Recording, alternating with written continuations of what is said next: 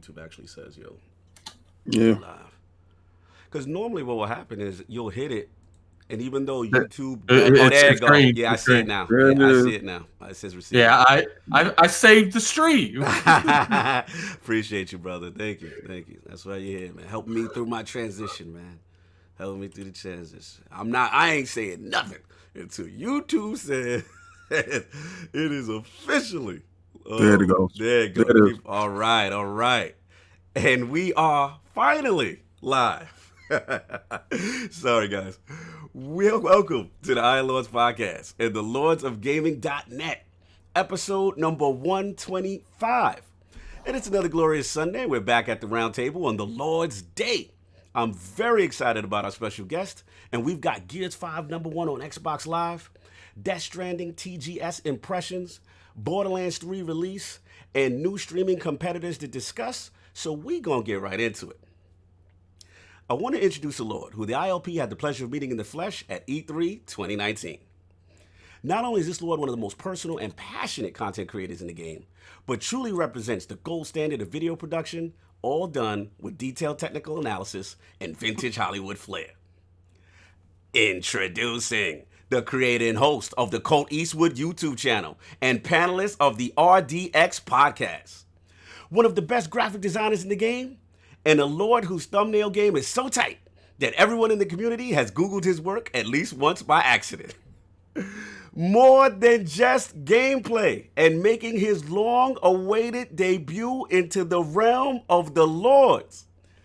Creep with me through the Xbox hood, lunatic with the vids. Call him Lord Colt Eastwood. How you doing a second time?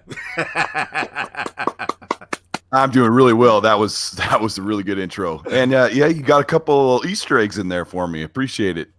A little nod to my namesake. Yeah, Yep. Cog does his research.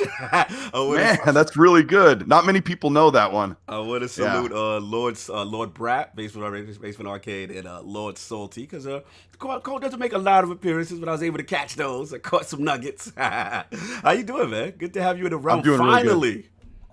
Yeah, it's been a long time coming. I just decided to move a couple things just to get on here because it had to happen. Thank you, brother. Thank you. Yeah, I mean, I know I wanted to be on here even before we met at E3, but that was like a pure pleasure to meet King David, and then it's like we're all going to meet next year, right? Absolutely. Yes, sir. Brother, tradition continues. When I met Colt, I heard King David.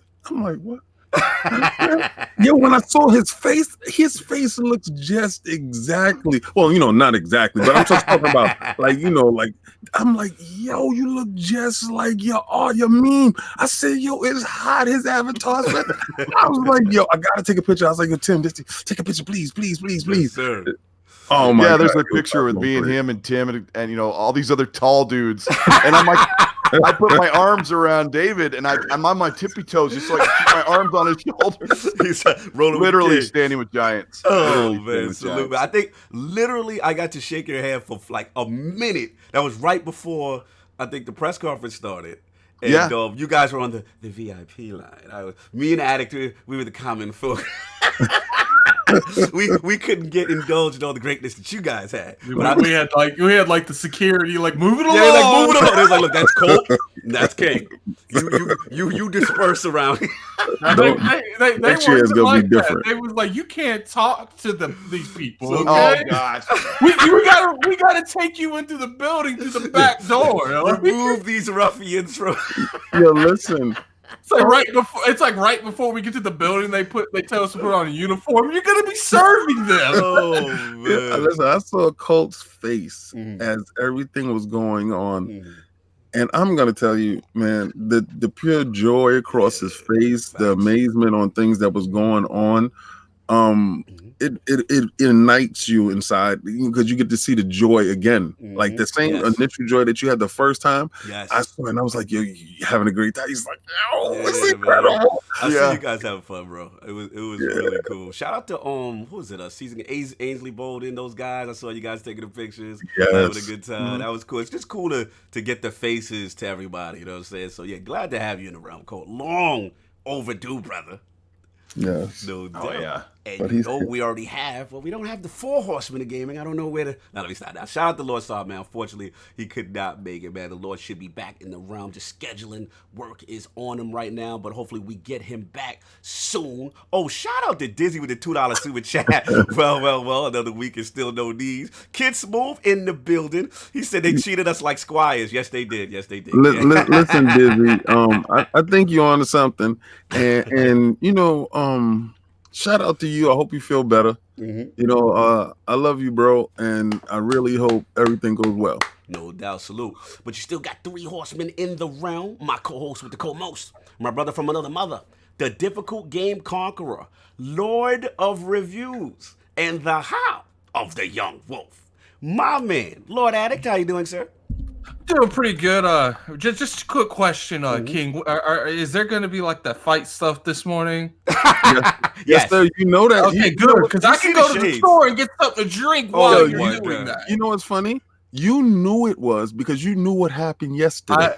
So I have no idea what happened yesterday. You're lying right now. You're lying. Don't let me bring the fraud out on you. It's early. You can bring the fraud alert because I have no idea what happened yesterday. Oh, man. So what's been going on, man?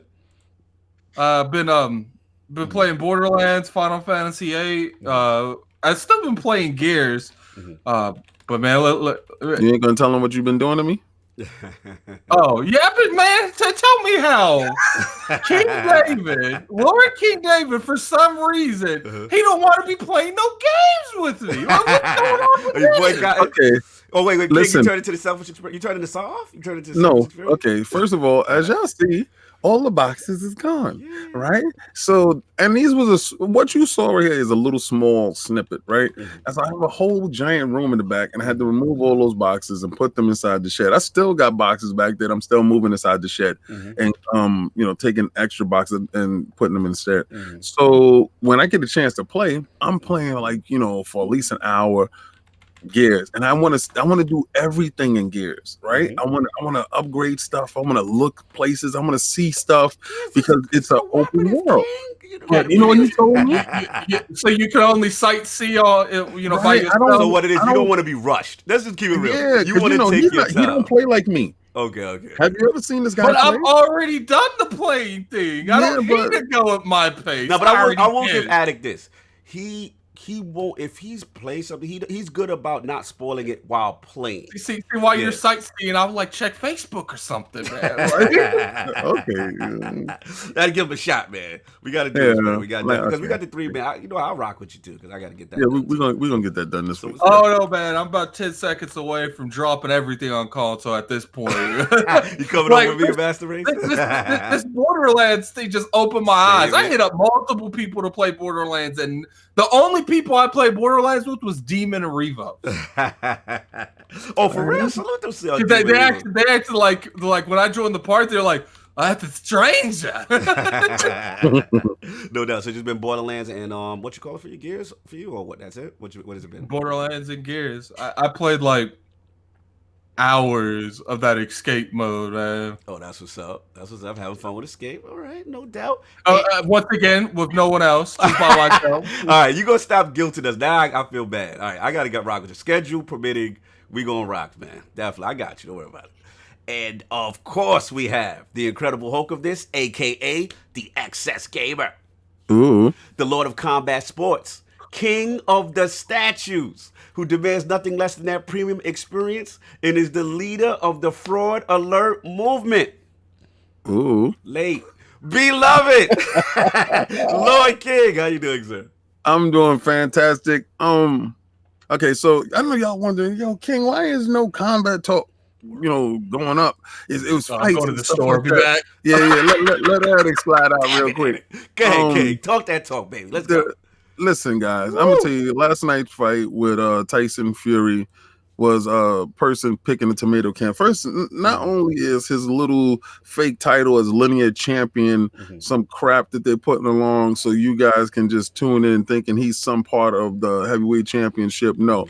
The facts of the matter is he lost his belts due to his drug abuse and his inactivity. All right. So the fact that this man lost his belts is because he was unfit to have the belts. You're not fit to be the champion. So stop running around talking about you the champion because you're on your rehab run.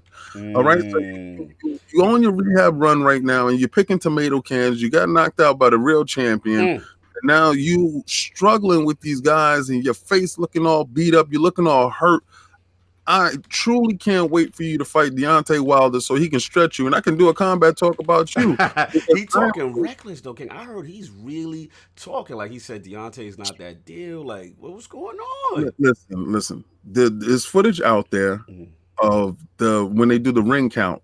Now, if anybody knows boxing, when you go to a live boxing event, there's a woman or a man that's outside the ring that's there to assist the ref. In the event of a knockdown, that person stands up and starts the count. Just in case the ref gets distracted or doesn't understand what's going on in the ring, that person is there to have the count. You may notice a ref may look outside and continue to count from the person that's outside. Tyson Fury was counted out in that fight. He continued to go on, and we already know it was a good decision, right? Okay, not taking anything away from that part. He came, he fought the champion. It was a great fight. My thing is, this guy is fighting tomato cans, and he wants maximum viewership. What people would do before, back in the days when Floyd Mayweather was fighting, would associate the name Floyd Mayweather in anything that they're doing, and that will get clicks and it will get likes and will get follows and it'll trend. Listen, Tyson Fury fought absolutely, and you know what? No disrespect to Oswald Waldo. You are a decent fighter, okay? And he said, anything I know from boxing is Rocky and Apollo Creed. Yo, Colt in the tweet. Yo, Colt in the chat having you know what? Colt, had Rocky and Apollo Creed was fighting yesterday, you would have got a combat talk. Because it was actually something worthy of you to see. The reason why this ain't worthy, I'm not going to tell you to go watch something. It's like watching paint dry. You don't want to tell nobody to do that. So it sucked. I tell y'all, UFC is actually killing it right now with actually putting out fights that are worth your viewing pleasure. So quick. That's what I heard. It is. That was a good one. You had me turning into UFC, and I don't know anything about UFC, guys. So when I tune in and I see somebody like Cowboy or something like that, and I'm just like, okay, and I just know good fighters. I just know good technique when it comes to that stuff, and I would like other guys to help me along with that, with the names and the people. But listen. Don't waste your time. Don't worry about it. That's the combat talk. Come back at it. We all in it. I was playing Gears all week. Okay. That's it. That's it. And all Gears? That's it. Anytime I got a chance to play Gears, that's all I wanted to play. I've waited for this game for so long to play this game. There's no need for me to rush off and play something else. This is what I want to play. I haven't played no Destiny. I haven't. I don't jump in party chat. I want to soak the game up because I played part 4, and part 4 was so good for me. Playing part 5, this is fantastic. Take your time. You want to enjoy. I get it. You know what I'm saying? Nothing wrong with that. No doubt. You already know. You know what I'm saying? And of course, we have the Lord of the Cooperative Experience and Gaming Ninja himself, the Shinobi, LordCognito, spreading that realness in the realm of the ILP. Not telling what you want to hear, but what you need to hear. Same thing as y'all, man. Gears, Borderlands, got to touch briefly. You know what I'm saying? We'll get into that. I know it's one of our topics. And of course, Destiny, prepping for all the stuff that is coming. You know what I'm saying? So that's pretty much it for me. But now that we got into what the Lords have been playing, I want to start off with Lord Colt, his video game system history, his journey as a graphic designer and cartoonist, and what led him from YouTube to arguably one of the most popular and best RDX Xbox podcasts that we know, RDX of course. So Lord Colt, man, let's start from the very beginning. Like, what was some of the first video game systems you had, and what got you to gaming? All right, here's where I tell everybody how old I am. Let's go. Right? I started out on the television. Guys. Yes, talk about it. Go ahead, Colt. Yeah, I started talk about 20 minutes. I don't know. Listen, educate the youth, Colt. Educate him. Yeah, let me tell you, all you young bucks, what's going on in the video gaming world. All right. I started out with the Intellivision way back in the early '80s. Okay. I never owned an Atari. And in the late '80s, my parents got me a Nintendo, and that's when I became a junkie. So the best part about my video game history was around the time the Super Nintendo came out, my little brother made fun of me said that everyone called me Nintendo Freako at school. And I was just starting high school, so I ditched gaming for like almost 10 years. Wow. So it's really, I mean, I don't know, I started getting a girlfriend or two and hanging out, got a job, got a car, became Colt Eastwood. And wow, 10 joints. Wow. Yeah, it's crazy. So around the time I got married, built a house, had a couple kids, I told myself I'm out of college. I need to get a video game system. So I bought an old OG Xbox when everyone was buying the Xbox 360. I had that for like 6 months. I said, forget this. I got to go back. I got to go with everyone else. Right. So I got a 360. And when I got GTA 4, this is 2008. When GTA 4 came out, it was over. I was like in gaming like no other. I missed like the whole late 90s, early 2000s era. Like I missed the Nintendo 64. Okay. I mean, I played them a little bit at friend's house, but it was crazy. There's just like this black hole of time where I didn't game. That's so interesting. Let me back you up just a second. Shout out to the Ashley Luke with the $2 super chat. Colt talk about his nickname. We will get into that further. I kind of alluded to it with Colt in his intro, but we'll get to that, Luca. But I want to go back. So basically, first of all, you dropped a bomb. I can't let you get past the bomb that you dropped with the Intellivision King. Remember that? That was bomb. So I know. I'm proud of my age. I know about that one. You know what I mean? So then you kind of then transition into NES, and it was so NES was the start of the beginning of that gap. Was that the last console before you didn't get back to the OG Xbox? Well, I mean, we had the NES. I didn't realize it, but remember that there was the video game crash, the Atari and the Intellivision. Like there was a gap where people didn't have really play games at home. We went to the arcades, and I even didn't do that because if you remember back in the mid to late 80s, like it was expensive to play on an arcade. So that's when they put out all those ET games, and that's when the crash happened from Atari. I mean, I had a friend who had a literal. This is a shout out to King. I had a friend who had a literal paper route. Wow. And he would use his paper route money to play Paperboy on arcade at the gas station. Wow. So so we just gotten the Super Nintendo, and I played like F-Zero and Street Fighter, and I just didn't enjoy it as much as the NES. And then when my little brother, who's like a year and a half younger than me, came in, and he's like, everyone at school calls you Nintendo Freako, and I'm like, I felt so embarrassed. So that's what did you in, Cole? Is that what did you in? It did. It cut me deep.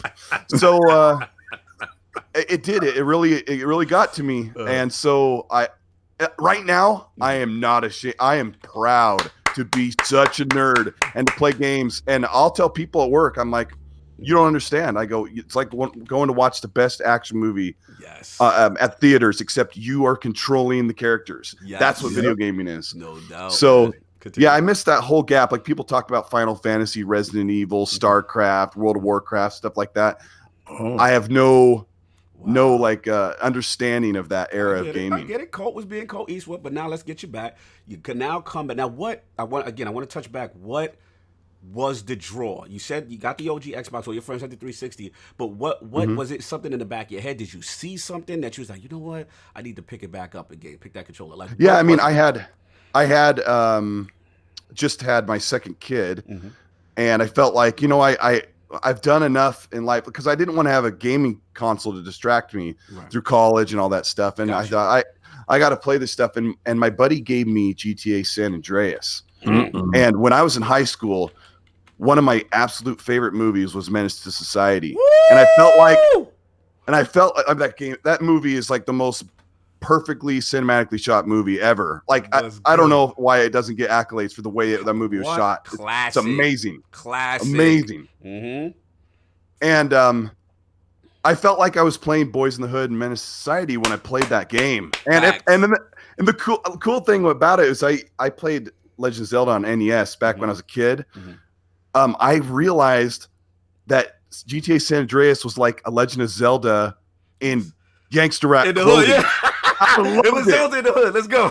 I mean, it had RPG elements, which I didn't know that term, RPG elements back, you know, 2007 or 2008 or whatever, when I was playing that.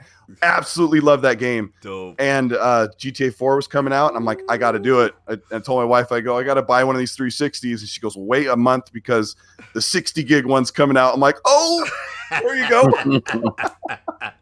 That's dope, man. That is so cool. You picked up the controller again, got going, so you got 360, and then you got back in the biz, man. Awesome story, man. Very unique. I like that. Now, my question to you is, obviously, you know, there's a lot of graphic design and cartoonists. I mean, we see the thumbnails, we see all the work you do, and I had to throw the intro. Even the Lords were guilty one time. Like, wow, that looks professional. We didn't even know Colt did that. So my question to you, Colt, is like, was this something you were always doing prior to the YouTube thing? Like, was that part of the background? Like, give us some background on the graphic design aspect. I started graphic design like around the time I got the Xbox. Okay. So I was kind of doing this stuff for work, and I had to do a lot of half self-teaching and then half learning from a couple of people. And so I just always liked creating stuff. So I made some stuff on my YouTube channel, like personal videos, and I tried to produce them. And once I got into gaming, I watched a lot of people on YouTube. I'm like, man, I wish I could do that. But back then, when we had the Xbox 360, you couldn't make a YouTube channel unless you had a really good PC and you had a capture program or capture card. So I just didn't do it. And once the Xbox One came out and you could record, I said, all right, I got to make a channel. I got to do this. And so I tried to pour everything that I could, like voiceover, graphics, editing. And yeah, I mean, I have a pass with video editing, even on videotape. Like I've worked with machines and stuff, and it's come a long way. I've always wanted to do this. It shows. Because the thing I wanted to say is, like, right off the top, I mean, I remember the first time I came across one of your videos, and I was just like, man, this is a different level. Like, this is, and this is no disrespect to any other content creator, and I love all these guys, but the work that you do, Colt, is it truly, King, you know what it reminds me? It's like when you go to the movies and you hear, in a world where that's Colt Eastwood's video. Like, Colt Eastwood video is something different. Like, listen, you know, Cog knows there's only 3 people that I religiously make sure that I must tune in and watch. It's Colt, it's Dealer, and it's Rand. No doubt. And, you know, it's not in that order. Whenever, you know, whoever pops up first is I'm definitely going to watch it. Only video that I did not watch from y'all 3 was the Gears of War video. Yeah, you stayed away. You stay away. But that's right. I went to everybody's chat section and was like, listen, I'm definitely watching it later after I finish the game. But his stuff is exactly what it you know, it's very well done. If you want a how-to on how to put something together, this is just standard. You understand? And it's exactly the most professional, the cleanest, and just very damn good, man. I just love it. Give it up. Shout out to Will, my hood in the chat. He says gamers at the bottom. He said, actually, he was talking about Colt designing a gamer pick, and he says on the hood of his kid's racing team that he sponsors. So salute to Will, my hood. You know what I'm saying? That is cool. He sent me a picture of he had me design these 2 grasshoppers holding assault rifles because he served in the military. So he had me design this logo that says Wilmy Hood, and it's got the 2 grasshoppers holding an AK and an M4 or whatever. And he showed me this picture of this, I don't know, it's probably like 4 foot wide circle logo, a glossy vinyl wrapped on this hood of this car. I'm like, holy crap. I think it was on the hood, but like that is a huge, for me, I mean, I charged him $50 for that logo. You know, I spent about 4 or 5 hours on it. You know, I loved working on it, but that was the ultimate reward to say, hey, Colt, look where your logo is. I mean, it's awesome, bro. It's lit, man. Community is giving up a lot of love. Distracted by Life. Colt is like the Bob Ross of gaming design. Shout out to Jonathan B, the $5 super chat. Colt went from writing game reviews on stone tablets all the way to making YouTube videos. You've seen it all, Lord. Salute, man. Yeah, man. People love your work, man. And we've seen the gamer picks, the avatars all over the place, man. Tremendous work. So now let's get to the YouTube era. Like, how did that get going? Like, how did you get started with that? Obviously, Lucas asked, and I've already kind of alluded. I want you to tell the people about the Colt Eastwood moniker, and then, of course, what led you to RDX. So let's start YouTube first. Okay. I mean, I could skip all the preamble, and it really started when I made a Destiny review video. So I was really looking forward to Destiny. It's cool. It's okay, Colt. You're still allowed to come back. Yeah. Destiny. I didn't like Destiny, so I did a review, and I didn't give it a number or anything. I just talked about what I was a big Borderlands fan, and Destiny just it went part of the way and just stopped for me. Yeah. So I decided to make this review and try to put in my production values into it. It got 1,000 views. Woo. And I thought, oh, that's cool. And so I did a bunch of other stuff, and I went like 2 years getting on average like 50 views to 250 views. And I would spend hours on videos, and I just thought, man, you just really have to scratch and claw your way into YouTube. There's millions of content creators, thousands and thousands of top tier video game content creators. And I had a couple successes. I talked about why Dead Island 2 wasn't coming and had like 50,000 views. And I mean, you look at that next to all of my videos, and like 50 views, 250 views. All of a sudden there's a 50,000 view, and the next one's about 250 views. Like it was horrible. But fast forward to spring of 2017, and Dealer Gaming messaged me. Nice. And I was a big fan of this guy because I used to watch his videos twice a week. Like he'd put out something every few days. And I'd be at work, and I would sit my phone on my desk and listen and watch his video while he's driving around in Forza 6. Right? Loved his delivery, loved his tech knowledge, just loved that he just told it how it is. And he was just really good. And he didn't have no drama. No drama, Dealer. Just I'm here to talk about what you need to know. You're asking these questions. I've got the answers. So I had commented on one of his videos one day, and he messaged me and says, "Hey, Colt, your comment has like 350 likes on my video, and it's like the top comment." He goes, "That's really cool." And I'm like, "Oh my gosh, Dealer message." So I said something back to him, and he goes, "Hey man, we need to talk about why your videos aren't getting viewed." And I'm like, okay. He goes, "Call me on Hangouts." He gives me his Hangouts number because he doesn't know if I'm a stalker, and I'm like, shout out to Dealer for being petty. Shout out to Dealer. Shout out to Dealer for being careful around a guy named Colt Eastwood. So I'm at work one day, and he calls me on Hangouts, and my boss and I sit across the room from each other, and he's talking to me. He starts giving me, "You need to do this, stop doing this, make sure you're doing this and this and this." We talk for about an hour. I get off the phone, and I go, "I just talked to Dealer Gaming." You made it, baby. I was fanboying. Yeah, it's so funny because we're all just regular dudes. Yeah, we're all just putting out content for people that love to hear about content. Fact. And sometimes we feel like we're talking to somebody who's way bigger than us. And some, people are awesome.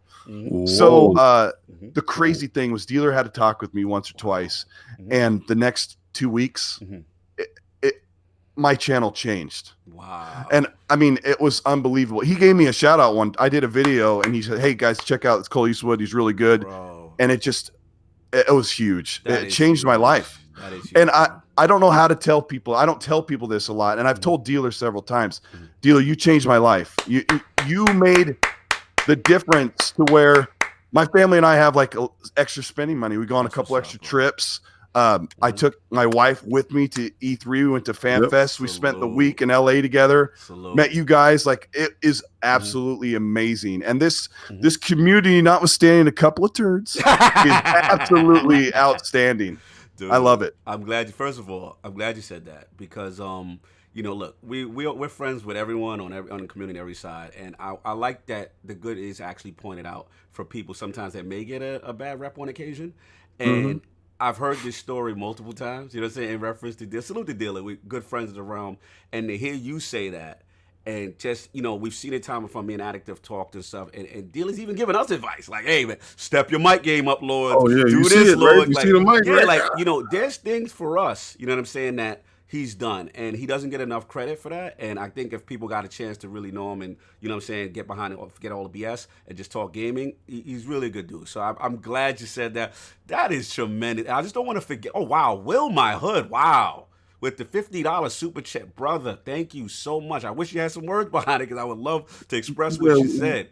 Well, whatever you want to say, just put it in the chat. Well, okay, he's got out there for you. He's got a following statement. "This is what a podcast should be. Great show, gentlemen. Thank you very much. Shout out to the grounded gamer, Fonzerelli. I can confirm Dealer and Colt are both awesome people and good friends. And that's what it's about, man. Like, at the end of the day, we're here for gaming. And to hear you say that, wow. So, I mean, that, hey, that you is know, tremendous.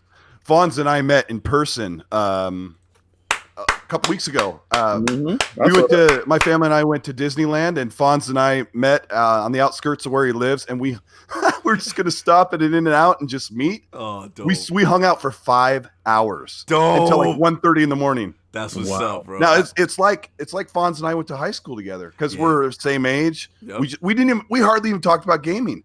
It was amazing. I could tell you for a fact. I mean, I've always known Fonz was a good dude. That's good people. But then we meet in real life. None of us is a serial killer. It all worked out. It's great. No, cool. Before I move on to just because neither one of you killed each other, don't mean none of you are serial killers. Yo, cool. I'm glad you said that, man. Now, I want you to tell the people, because I know I did a little spiel with your intro, but we got to get to it, man. Everyone says he has to tell us about the name. How did he pick the name? So is it true? Did I get it right? Lord. Oh yeah, you got her. The maniac of black, Mr. Snoop Eastwood. Oh! Yep. That deep cover verse. The deep cover. Oh Yeah, deep cover, man. Which is also in the Chronic album. Yes. They do. He uses that same line. Yes. Yeah. Back in the day, like that was my stuff. Yeah. My first car, the car I had in high school was a Colt. It was a Colt E. It's this little hatchback. Kind of looked like it was silver. It looked like a DeLorean that a pregnant woman would drive. But I had this massive sound system in it, so bad that it sounded like the license plate was going to come off. So people call me Colt. They call me Colt Bass, and then they started calling me Snoop, and then they started calling me Colt Eastwood because of that song. So yeah, it was. Bro. Yeah, when I heard that. I heard a snippet of it. I want to shout out. I got to shout out Brap, because that's when I was doing some research, and I was like, oh, I love Colt now even more. Like that. People don't understand that verse. That was like almost like early Snoop debut. Oh yeah, that was Snoop's first big appearance was on the deep cover song. Yes, and then he was halfway in the Chronic album, and that's what propelled the Doggy Style album. Bro. I mean, we skipped school. My 4 friends of mine, we skipped school on a snowy day and drove down to the mall when it opened to pick up Doggy Style. Oh, Doggy Style's like classic, bro. Yeah, I went home, and it's funny because I grew up listening to like 80s and soft rock and stuff, but gangster rap changed how I looked at music. Woo! And I skipped school to go get that CD, and we drove around with a Discman plugged into a radio in my friend's truck, doing donuts around while we're skipping school, listening to that new album. Bumping it, baby. He was cold. Yep. He's like, I'm running with the Nate. Listen, I love you said, because that's literally my top 2 Snoop verses of all time. Is that one, The Creep with Me, and the Nothing But a G thing, the 1, 2, 3 into the 4. Those are like when you first heard that for the first time, like he made his mark, man. Like, yo, salute Colt Eastwood with the gangster rap references. That's right. No doubt, man. So, Colt, we're gonna move on, man. But we're gonna ask you what we ask every guest at the round table. We gotta ask you your top 5 video game or franchises of all time. Let's go. Okay. First one is Mass Effect. I love the Mass Effect. I love Borderlands and Fallout. So those are my big genres. So it's really hard to top. I mean, GTA San Andreas is probably my all-time favorite game. It's hard to go back to now because it's so old, but I just felt like it did everything. You could fly, you could skydive, you could ride a bicycle. Actually, you had to pump the trigger to pedal the bike. Yes, and if you push down the stick, you went cling, cling. That was awesome. Yes. And a big Red Dead Redemption fan. I mean, I love games. I love them so much. And I don't know, I probably play 20 hours a week. I do a podcast once a week. I make a video once a week. I hardly sleep. I'm too old to be doing this, but I love it. But we love it. That's what we do it, right? Absolutely. Yep. I'm in the boat with you, man. So wait, you said Mass Effect, Grand Theft, Red Dead. Did I miss 2? Borderlands, and Fallout. Fallout. Now, because some of your early videos were like Fallout too, right? Yeah. I did like a whole Let's Play of Fallout 4 that no one watched.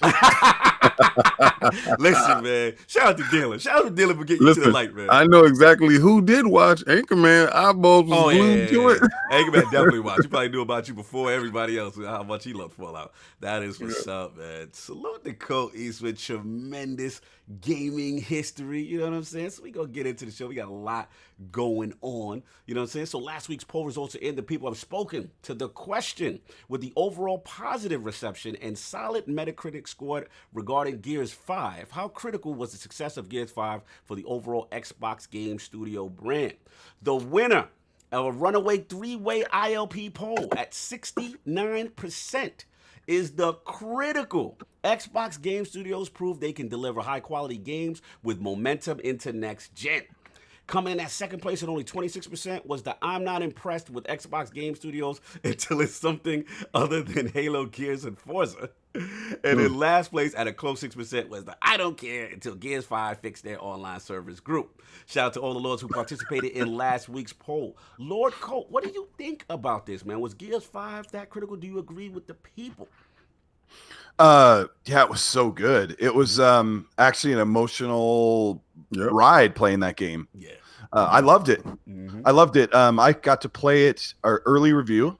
I played it the weekend before it came out, and it ran flawlessly. There were absolutely no problems. There was one problem. Dealer and I played much of it in co-op, where Jack went to open a safe, and he kept bumping it like he was humping the safe. And we had to And it was a thing where I was hosting, so I hit start, reload checkpoint, it loaded for like 8 seconds, and we were right back to where the battle finished, and we told Jack to go hack safe.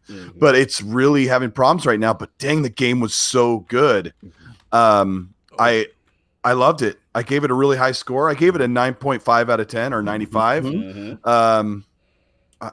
It's critical for the brand moving forward. It's critical for the brand and for Xbox Game Pass or Xbox Game Studios because it's one of the best games that they've put out, and Xbox Game Studios has been around like a whole year, right? Yeah. So they have a ways to go. Absolutely, brother. Kid Smooth says it's Game of the Year. I definitely think it's going to get Game of the Year nomination. It's got to inch ahead of Sekiro. It's got to inch ahead of Resident Evil 2, which I don't know if that is going to be in there.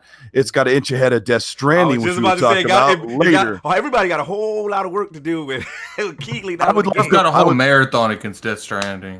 I would love to throw my money in with Kid Smooth on Game of the Year because I think he's got something going there. I really do. And I know Kid Smooth puts his neck out on the line for what I think is something like Gears being Game of the Year it should be a believable thing. And people are going to hassle somebody like Kid or somebody like me for saying something like that. But you got to be real. This game was really well done. It hit the emotional notes. It's one of the best looking games in the whole generation. It's I say one of the people don't like to use the words they get all sensitive with you when you say that, Colt. They do.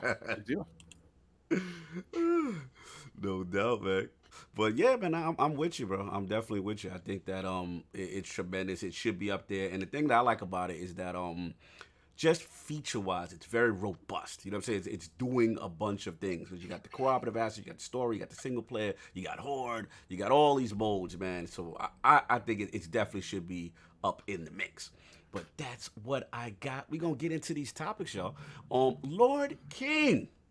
The mighty have fallen. Is there a new champ on Xbox Live? Well, check it out, right? And shout out to Randolph, though, my man. All right, this is how I came across. Like I tell you, I have my burgers, fries, and shake. My dealer, Rand and Colt.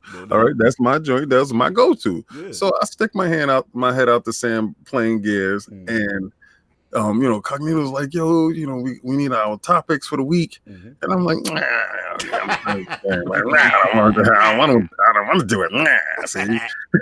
So I said, and I'm looking at his lead-in, and I watched the video, and what blew me away is that Gears 5 Ultimate top Fortnite. And what makes it more amazing is that the Gears 5 regular edition made the list as well. So, Gears 5 Ultimate was in Game Pass. And Fortnite being it is a free-to-play game, that means everybody got their fingers on it. We already know the levels that everybody is playing this game relentlessly. Right. And the fact that Gears Ultimate beat it out for the #1 position on Xbox Live is an eye-opener for a game that so-called people were saying that they don't know if it was going to be this, they didn't know if it was going to be that. It was so much doubt, it was so much speculation around the single-player game.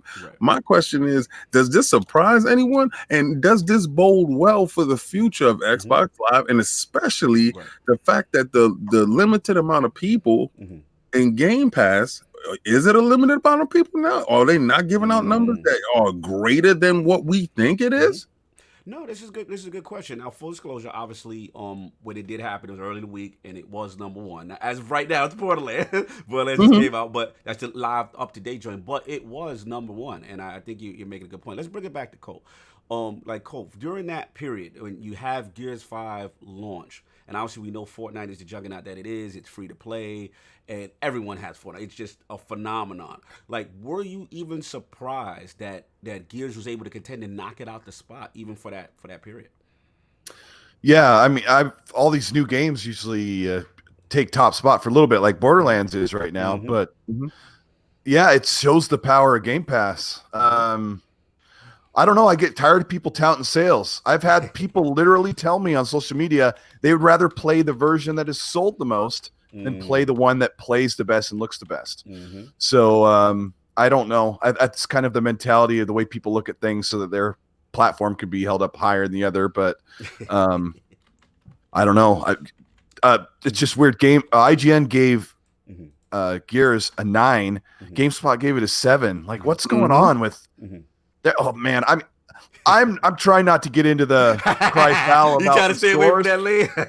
I'm totally trying to stay away from it, because I keep telling people reviews don't matter. Right. Like, they are one tool. They are one tool that you need to use when you decide to buy a game. They're not the be all end all. So if a few outlets give it a low score, which is what happened with Gears, it's not a big deal. Right. But when one of them is heavily weighted on Metacritic, yeah, yikes. No, absolutely. Now I hear what you're coming from. I guess for me, my more specific was you was like, in reference to the connection with Game Pass, right? Because obviously, we've heard I want to say conflicting things. Some people feel, obviously we speak to the Matt Piscatellas, the MPD guys, we speak to a lot of the devs. They tell us how beneficial Game Pass is and how it creates engagement. But like, some people do feel like, hey, I don't know if this is the right way Microsoft's going. But do you feel that the Game Pass impact has something to do with that positively, where it can overtake something like a Fortnite, even if it's briefly on Xbox Live?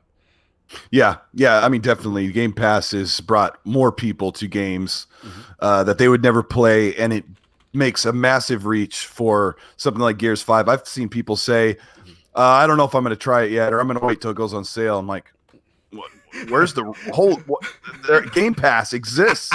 Like, I mean, even people on PC, it's what I mean. At the very most, it's $10, or $15 to get Ultimate. Give it a try for a month. Someone said, I don't know if I want to try Borderlands or Gears first. I'm like, get them both. Get Gears and Game Pass. Get Borderlands for $60. Facts. Looks like we got a special guest, a new challenger. Is that the grounded gamer? Is that the Fonzerelli himself? I'm just here to say that Game Pass sucks. Salute the Lord Fonz in the building. What's going on, sir? Hey, Fonz. Welcome back. Don't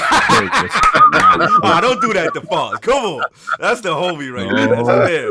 That is fair. What's going on, Fonz? What happened with that? Welcome back, huh? No, I'm glad that you're here, sir. I'm glad that you're here. Yeah, you're getting that throttle alert out. So what up, Fonz, man? Like, what's going on? What do you feel about this? I mean, albeit briefly, you know what I'm saying, but about Gears kind of being on the Xbox Live most played list. It's awesome. It's a great game. It's deserving.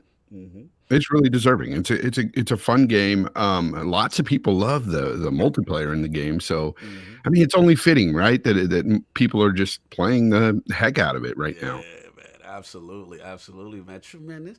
Lord Addict, man. What do you feel about that? Xbox Live, briefly, Gears was up there holding the title, man.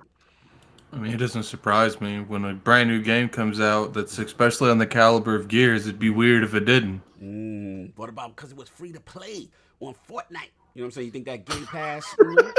Well, I mean, it snatched the Fortnite players for a couple hours, and then they went back when they beat the campaign. Look, hey, just because Fortnite free to play, don't mean Game Pass ain't $1 for new customers right now. Let me flip it on you, Addy. Though, what about like from the perspective of, do you think? Let's say, because a lot of people did jump in. Ibanez don't even play Xbox like that. Ibanez picked up Ultimate, was playing Gears, he was streaming it. So my question is, do you think this will help with them retaining the subs, or are you worried that once the game, if they have a quality game like a Gears, that once that movement is over, that they'll kind of let it go? What do you feel about that? I think it's going to be just like when I worked at Dish. Mm-hmm. People don't realize, people forget that they're in a subscription. Yes. And you know how many times I'd have to add, because I had to read the pretty much like the damage control statement for it so many times, like I memorized it. Like, I definitely understand, ma'am. We can go through the routes and we can get you took off the subscription, but we can't refund it. Mm-hmm. No doubt. It happens all the time. Like, think about all the subscriptions people have right now and how many you actually unsubscribe to. Mm-hmm. It's a good point. A lot of people, they're in those reoccurring subscription services. I mean, even now, there's some that I'm like, oh man, I gotta cancel that. I'm not even. I said that yesterday. Yeah, that EA access, it gotta go. And we're gonna speak on that. I'm glad you bet we're gonna speak on that. We got a nice little topic for them. But now that's a good point, Addict, man.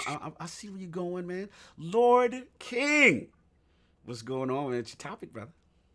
Well, listen. I want them to continue this momentum going forward. Like Colt said, it's nice to build a house, but you got to fill it up with people, right? Yeah.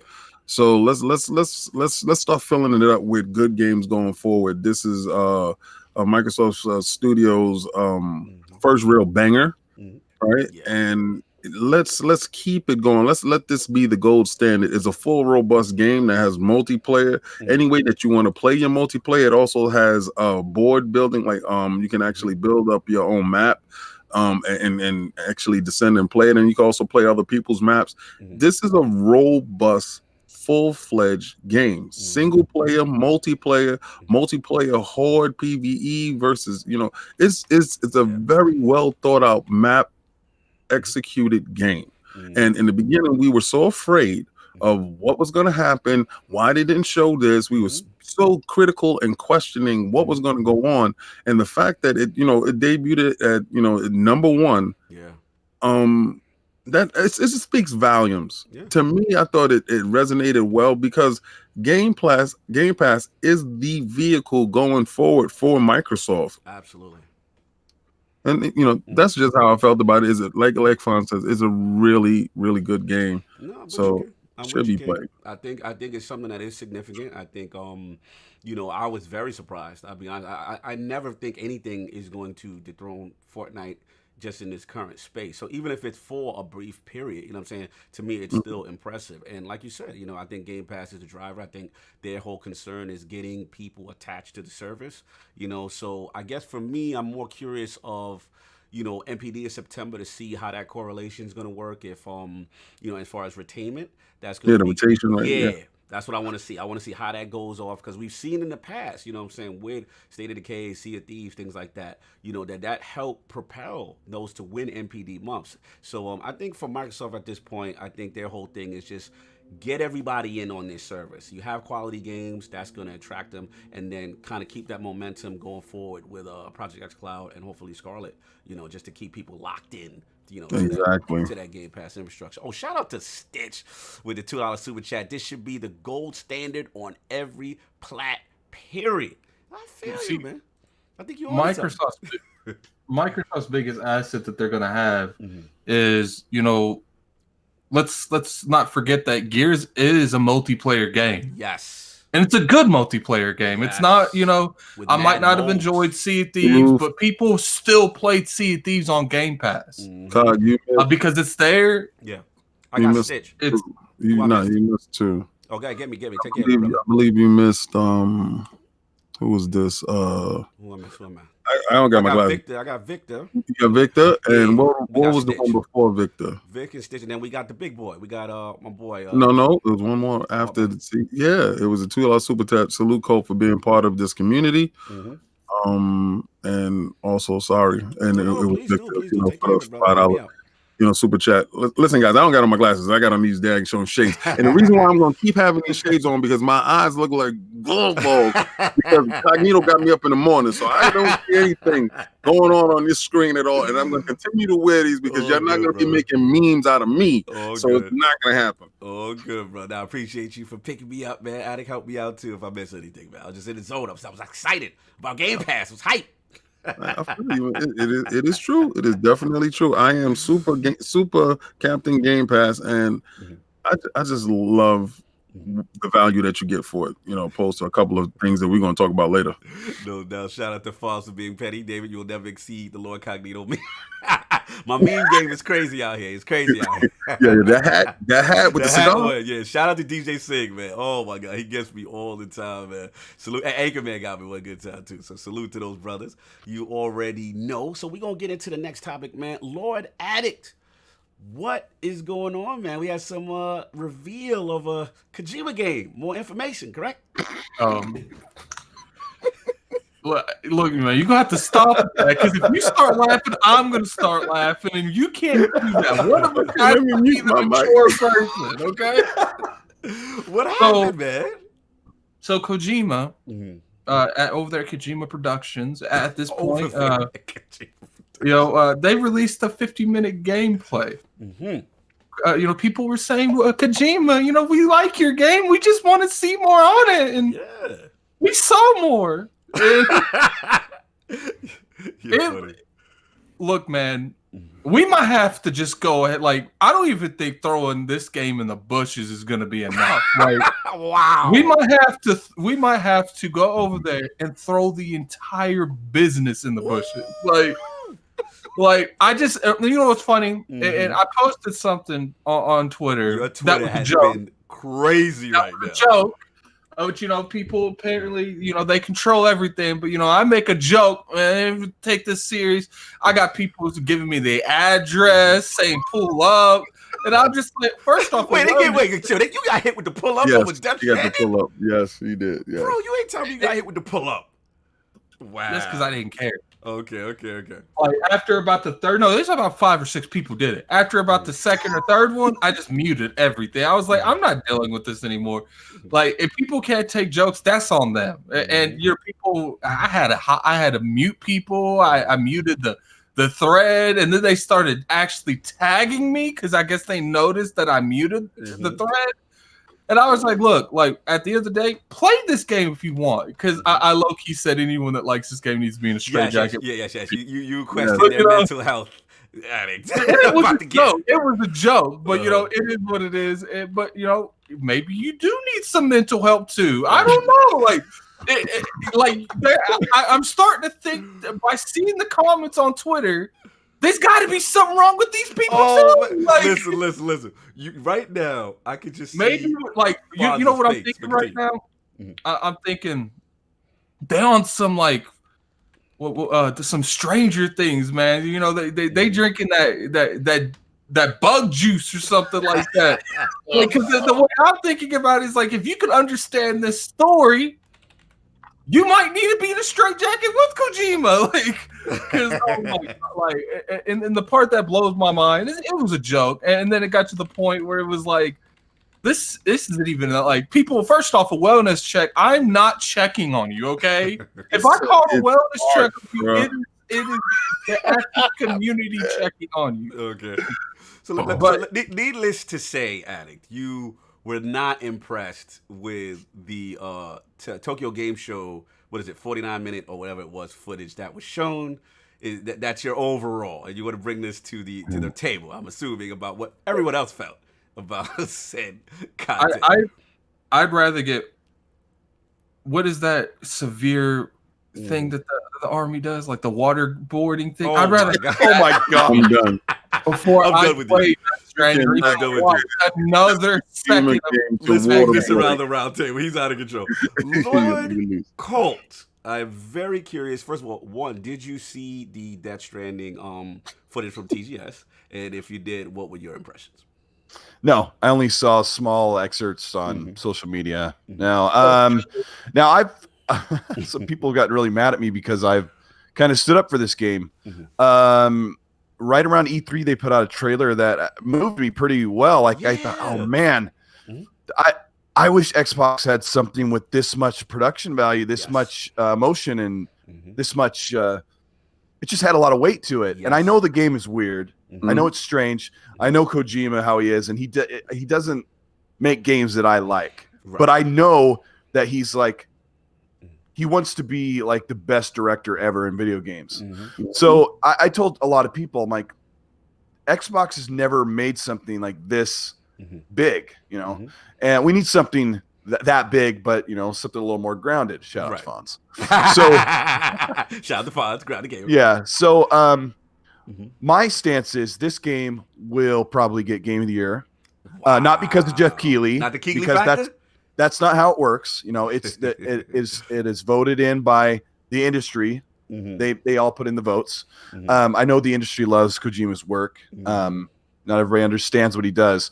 So I've tried to tell people, just don't blindly hate on this game because it's Kojima and you think it's weird and it's not for you. People are not blindly hating on this game. We've seen stuff for 3 years on this game. Like, now that's where I'm talking about. Like Addict's right. I'm starting to evolve. Like I'm seeing this weird stuff. I'm like, really? Like, come on. Speaking of weird, shout out to Johan Zell with the $5 super chat. Yeah, that's what I was about to say. Yes, he says, shout out to Kojima for showing us UPS man throwing piss and doo-doo at spooky enemies. Oh, God. Wow. And shout out to the cameraman that was showing Norman Reedus' crotch. So I saw this. I saw this thing, and like this is like Kojima style stuff. You know, it's my first impression. I bought a PS3 late in the generation, and I bought Metal Gear Solid 4 because it was the rave game of the whole generation. Absolutely. I got a couple hours in the game, and there's a soldier hiding in an oil barrel with diarrhea. And I'm like, what the crap is with Hideo Kojima? I'm like, I don't understand what this people don't like this sort of thing. Like, why is the guys like moaning and groaning and anyway, I'm like, I tried to play that game. It just got too weird. I played like 40 hours of Metal Gear Solid 5. It wasn't going anywhere. I just didn't understand all the weirdness. When it got really weird into the cutscenes, like 30, 40 hours in, I was like, I can't do this anymore. Wait, Colt. It got weird? No, it started weird. Okay, it started super weird. And then you're just running around the desert sniping people for like 20, 30 hours. And then you get a story cutscene. And people are infected with this ghost alien virus, and you're helping these little African slave children out of a village. And like, I'm like, well, I don't understand what's going on. I mean, you were in Africa, right? Or you were in Northern Africa in the game? I can't remember. Commit long enough to that game. I'm a certain gamer. That's why I kind of told you my story. Like, there's a certain type of game that I just gravitate toward, and I gave Metal Gear Solid 5 and Kojima like the most honest shot I could, and I just don't follow that sort of thing. But lately, with like they said in the game, and I don't know if this is confirmed, but I'm just going to repeat it as I heard it, like everyone else does, and that you can craft grenades from your feces. No. Yes. Wait, that's confirmed?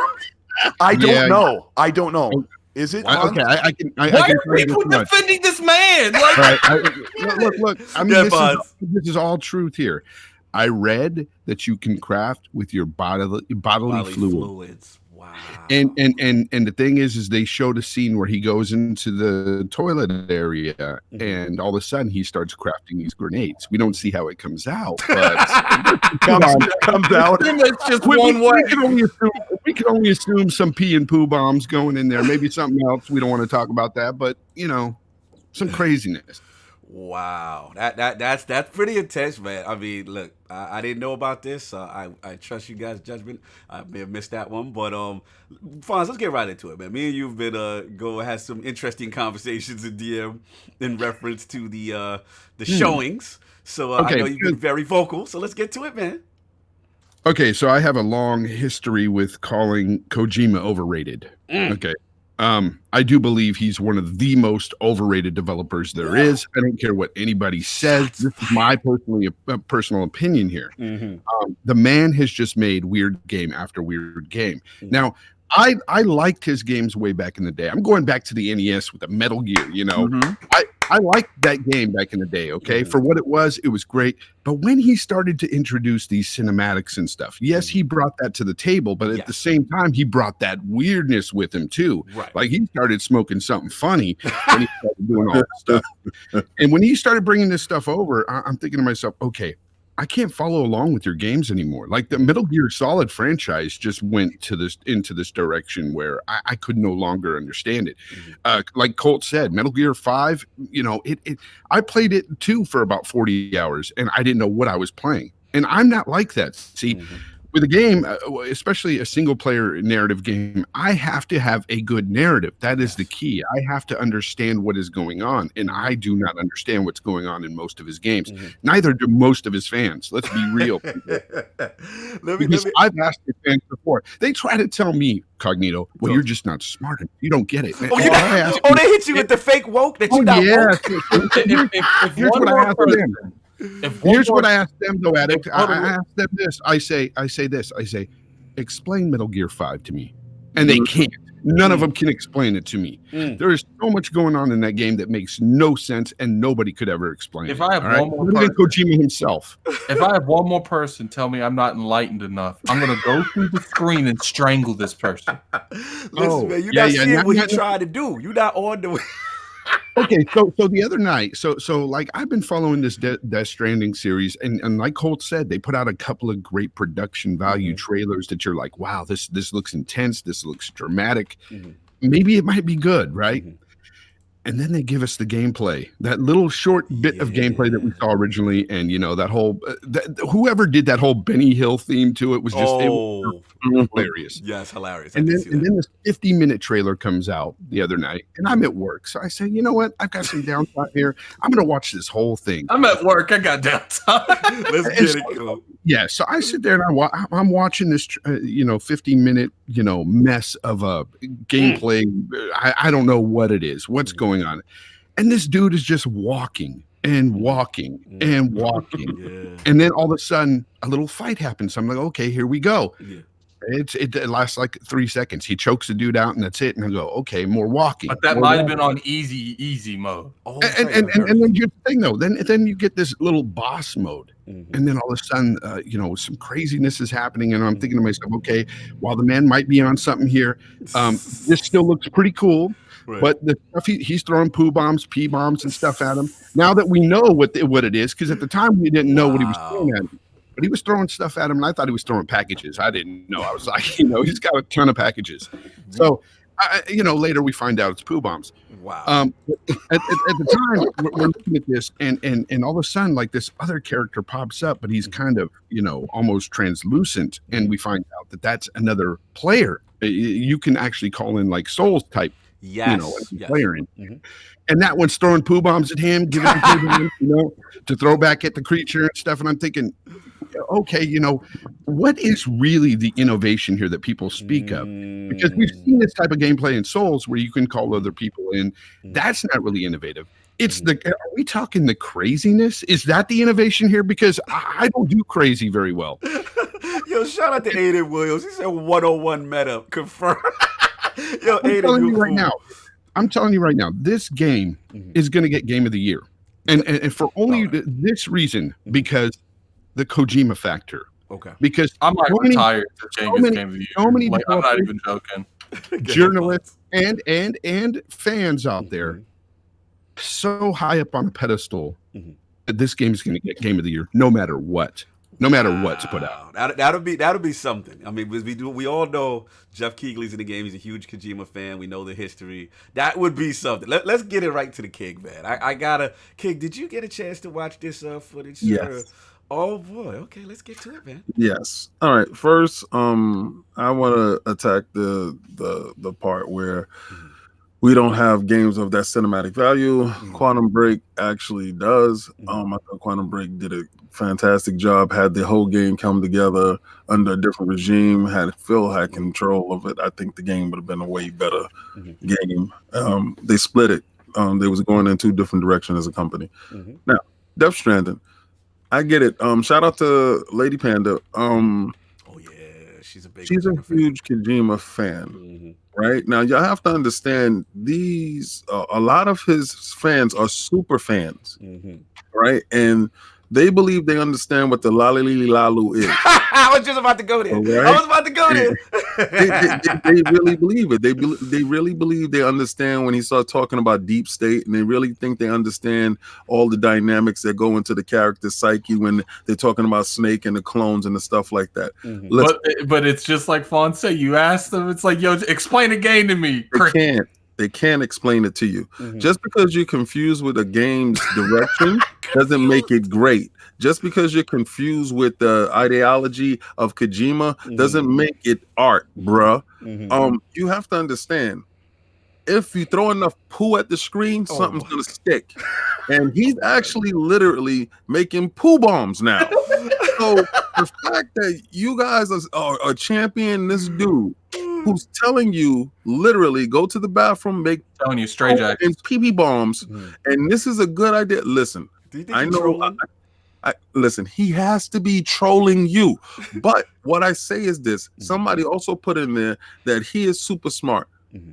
The level of anticipation and confusion about this one title is so high. No one knows what it is. And the fact that you must play this game to figure out why you're making poo bombs, why is a baby in your throat, why is this other stuff going down.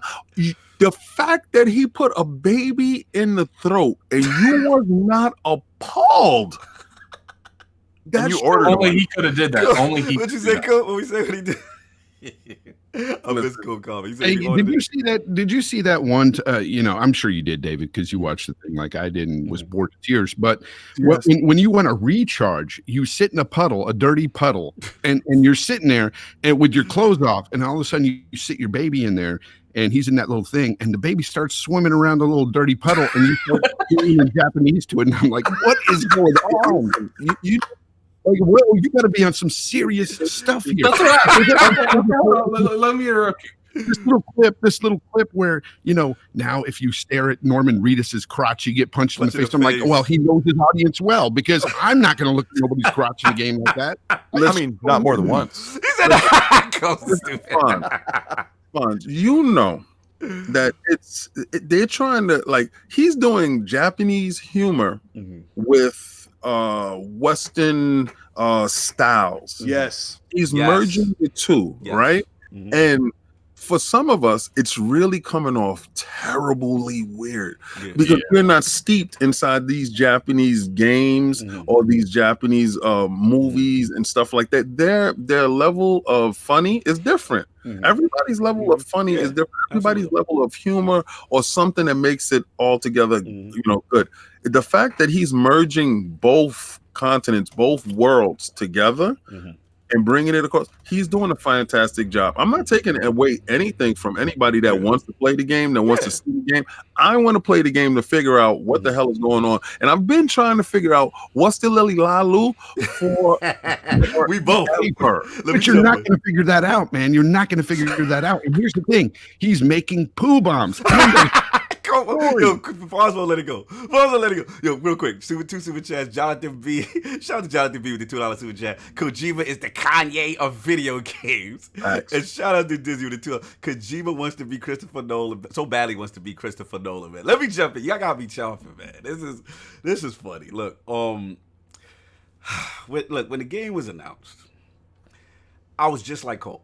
I was like, yo, cinematic value, cinematic production values looks really good. I'm like, man, you know what I'm saying? Like, it had a dark feel to it, right? And I was just like, I'm digging this, this alternate reality thing. I still don't know exactly what's going on. But I was like, it was wacky enough but just still enough in containment that I was like, all right, I'm still with it, right?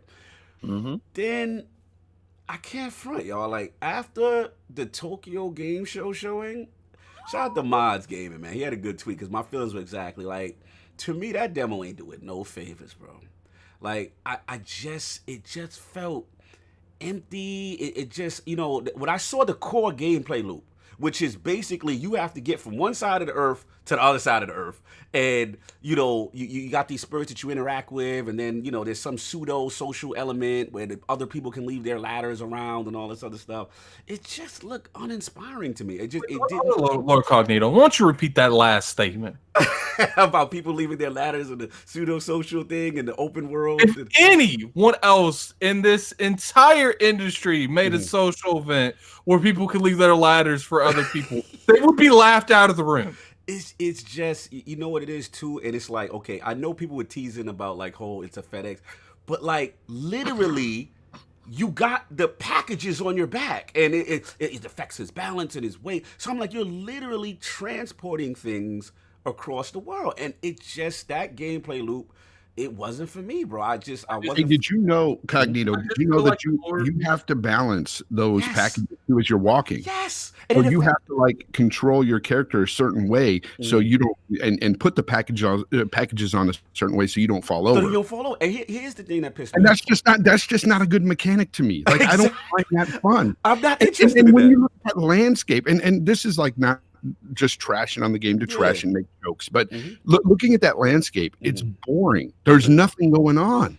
Nothing. For the people who love it, more power to them. I'm with you. For me, uninspiring. You know what I'm saying? Like, it just nothing moved me about it. You know what I'm saying? And then the other thing, I'm gonna tell you what really pissed me off, y'all. Let me tell you. This is the part that got me, Attic. And this is where I'm with you. Kojima makes the statement, and he's like, "Yo, for my real fans, don't watch what I'm about to show you." How you gonna make a statement before Tokyo Game Show and be like, "Look, for all y'all, we don't watch this. This is not for the hardcore." You know what I'm saying? Because there's some people that really don't know what the game is, and this is for them. But I'm like, why don't you want your base to know what this is? It's just very strange to me to come out with a statement when you're about to do what is it? 40? What is it? Was it 90 minutes? How long was that presentation? It was pretty long. Wow. That's because he's worried some of these fans of his are going to be like, yo, what is this? Exactly. It almost felt like a hustle. Like, yo, I'm about to go on stage and showcase this for the world, but I don't want you to go peep this. Because my hardcore dudes, you keep the eye. Like, nah, fam. I'm not with that part. I want these people as less as possible to interact with my work, because maybe one time they're gonna be like, "Yo, this don't make sense." Listen, man, I'm all for originality. I'm all for uniqueness. I'm for Kojima being in a straitjacket. And look, some people this is gonna appeal to. I mean, Fonz, we saw the comments. We saw, some of the things people saying that they get it, they understand. I'm with it. Nobody understands that. Oh my God. Nobody understands that. It's just not. Yeah, I'm not there, you know bro. what? It's not those comments that get me. It's the ones that say, "I don't care what it's about. I don't even care if I ever understand it. It's game of the year." That's when I know his certain members of his base, are there. But here's the thing. So let's go right now. Let's go around. Oh, let me I'm gonna say this last point. I'll give it right back to you. I'll give it back to you. It's like, King, like, I'm starting to think Konami might have been on to something.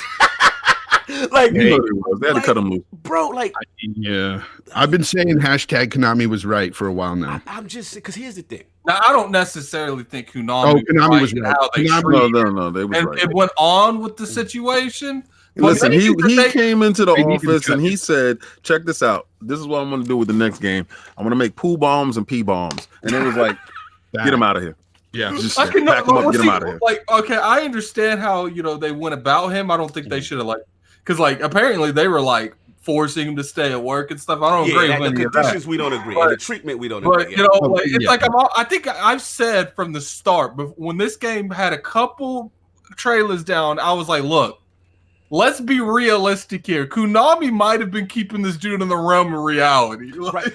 Part of me, I ain't gonna front. Again, we don't know the situation, and we really. I'm not trying to go too crazy with it. It's just I am. He said, "I know you're going there." All I'm saying, it just seems the way his thought process is. He goes for it. He goes all the way out. And if you're putting budget and stuff behind him, I can understand to an extent how a big publisher might say, "Yo, fam, what's going on here?"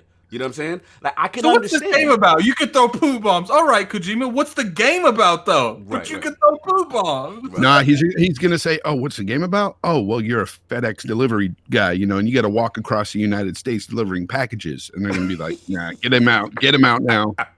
Fonz at the end of the whole game is gonna be. It was just a dream. Yeah, it'll be something. No, they have an official synopsis now. I mean, now that we got it, he said he goes an official one. He goes coast to coast, trek against the United States, creating new strands. The link dividing people get mad at you when you want more than that. Oh, I'm sorry. He's an internet repairman. With him is BB or Bridge Baby, a little fetus in an artificial womb. Honestly, people talk about innovation and stuff, and this is not innovation. Crazy is not innovation. Peeing on mushrooms is not innovation. Is not innovation. It's weird. It's straight up weird. That's it. I feel you, bro. Look, I'll give it Konami was right. Konami was right to get rid of him. That's Konami was right. Oh, hashtag it out. Damn, Fonz. Damn. Attic, I'll let you finish up your topic. I know you were very passionate. At the end of the day, and the thing that annoys me the most is, Lord Cognito always get on to me about the Metacritic thing. Is I know this game going to get like a 90 in Metacritic. I know all these people are going to come out of the woodwork and say this game is so amazing. But and it's just like, a company like Ron Ferguson and the Coalition really put their heart into this game, and you have people giving this game 6 out of 10. But these same people are going to sit there and say Death Stranding's amazing and give this game an 8 to 9 to 10 out of 10. All right, let me ask you this though. For the sake, devil's advocate, for this, like the fact that he's doing something different, that it's a unique thing. That doesn't mean good though. I could throw a rock down a hallway for 10 years and start throwing cakes down a hallway. I'm changing things. I'm doing new things. It doesn't mean it's better. Shout out to Jonathan B. said Kojima walked into the office and threw a poo bomb at them. That's how he got fired. Yeah, he said y'all just don't understand. Y'all not deep enough for Kojima. The poo is a metaphor for life. Where's this Shout out to Jonathan B. I'm just so sick and tired. You try to stay shut. You try not to talk about it because you got the what's bad is this game's a PlayStation exclusive. So you have the PlayStation zealots coming at you, and then they're not even the worst part about it. Once the Kojima scent comes out, they're like, "Yo, get this man. He's talking about Kojima." Listen, one thing we have to admit, and King said it, he's got a rabid base. He's got, I mean, whoever, whatever he puts out, I mean, they ride for him, man. So it's gonna be interesting. I must admit, Colt, I'm very interested to see Video Game Awards, the Game Awards when it comes out, and to see its placement and to see what's going on. And granted, and look, if it comes out and there's things I didn't see, I'll be the first to give it up, But for right now, that Tokyo Game Show, my interest went down the window. I was not. I just wasn't there, y'all. It was funny is I was with you, Carl. I was championing it. The initial trailers, the Del Toro joint. I'm like, okay, it looks cool. You know what I'm saying? But the gameplay loop in that empty, barren world, and then running side by side like Terminator 2 next to a truck and grabbing a dude out, and I wasn't. Real quick, I just want to say to Attic though, Attic, here's the difference between you and I in this situation. I don't like the game. I think Kojima's overrated. However, I don't attack Kojima's fans. I don't do that. And when you told them they need a straight jacket or need a welfare check, I'm about that. All of them need being a straight. You know that's why they came after you the way they did. I still get hate for saying Kojima's overrated, but I don't hate the fans. Yeah, he hates the fan, and then with Fonz, then he wonders why people are attacking him. I didn't wonder why people were attacking me. I know exactly why people were attacking me. I think you know what? Crazy, breeds crazy. And sometimes people really like this kind of stuff. And you just low-key called them crazy. He's been saying that he was crazy from the beginning, so he didn't mince words. Yeah, but here's the thing. People do like his stuff and they really respect the guy. And look, I respect that. I can't disrespect people's taste in gaming. I can't, because I have some games. People come down hard on me for Red Dead all the time. Facts. All the time I get that, just I mean, it's well deserved. Wow. Shout out to David.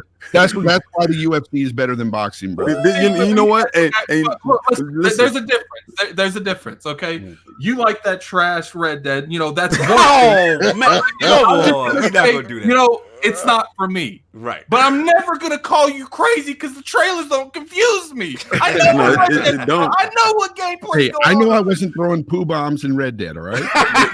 and you know what? And if any game that you should have been throwing poo bombs back then, you should have been throwing poo bombs, but they weren't. And we knew exactly what the game was. We are so upset and confused by it's being confused. And I think he's doing it on purpose. Mm-hmm. He doesn't want you to know exactly what's going on before the game comes out because you won't buy it. I think part of his allure is you not knowing what the hell is going on. And by the time you figure it out, you done put 40 hours in and you can't get your money back.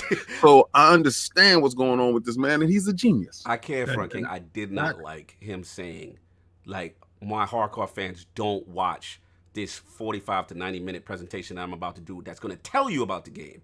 Don't watch. Like, that is weird messaging to me. I mean, just didn't feel. Wasn't it weird when he was telling people it's not an action game, it's a strand game, and he kept telling people it's a strand game, it's a new genre, it's called strand. And I'm like, he's making a genre. What are you talking about, man? He changed the game. Y'all just not. Every time he explained it, I just got more dumber every time. Y'all not deep enough. Y'all third eye is not open. That's the problem. Right? It's a strand game because you stranded in the desert with a baby in your throat. Oh my God. And you're stranded in that desert with the baby in your throat, and you're out $60. So yeah. You got you on to something fun. You on to something. You're stranded because he took your last $60 and you can't get back. Y'all savage. There you go. All right, there you go. Are you saying this is a trap? This is premeditated. What's up, Colt? I'm gonna stop the hate train here right now. You guys are getting really rude on my man Kojima. No, I'm just kidding. I think about it this way, guys. Man, you can get it too. Has Hideo Kojima ever put out a low-rated game or a game that flopped? Nope. No. But you know what I can say though? Has Kojima ever did not do a concentration camp to do reviews though?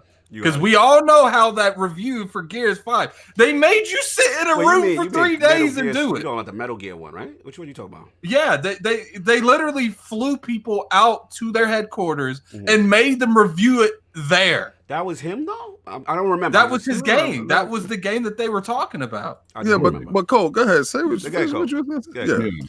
So he's never put out a bad game. He pioneered cinematics and movie style production in video gaming. Now, okay, I left out like a portion. There was a few months when in the late 90s when I would play PlayStation 1 with my brother-in-law on Sunday night. I'd go over and hang out, and he was like 13, 14 years old. And he bought a PlayStation, and I said, dude, you got to get this Metal Gear game, because I used to play it on Nintendo, because it was like the first game where you actually collected things and you had to sneak. Like there was no sneaking in video games. Stealth, baby. So Metal Gear Solid on the PlayStation 1 was an amazing game. The storytelling was really great. But it had some weird wacko stuff that way back in the 90s I just kind of rolled with. Like Mantis with the gas mask exploding and all this stuff. Really great game. I don't know what was going on half the time. No, I'm with you. Here's the thing. Death Stranding is chock full of quality. The visuals are beautiful. It's going to have a bunch of immersion. It may not be. Somebody said in the chat, I think it was Aiden, said he makes really well. I'm going to paraphrase. He makes really well-made games. They're just not for me. And I think a lot of us feel that way. And then when King David said he tries to meld styles of the Japan with the West culture, Yes, I've known that for a long time. I've always tried to put my finger on that. He takes like the Japanese style action and tries to make what he thinks is American action movie style, and it doesn't resonate with a lot of people that live in the States. They don't. It's like it comes off weird. And it's not right to say weird because Japanese culture is totally different from ours. And it's not my style. It's not. I know it's not Fonz stuff. Fonz and I have a certain style of thing that we like, and so that's when I say like we kind of blind hate on this thing. I know it's going to do really well. Cole, I'm not sure if it's something that I'm going to love. The problem with that is saying, saying that you can't say it's weird is just wrong. I mean, because poo bombs and things like that is weird. I mean, on every level you can think of. That's just weird, dude. But here's the thing. I've always given him credit for the cinematics and everything. Cinematics always but been I've lit. always said that he was overrated because of his games. And you bring up immersion.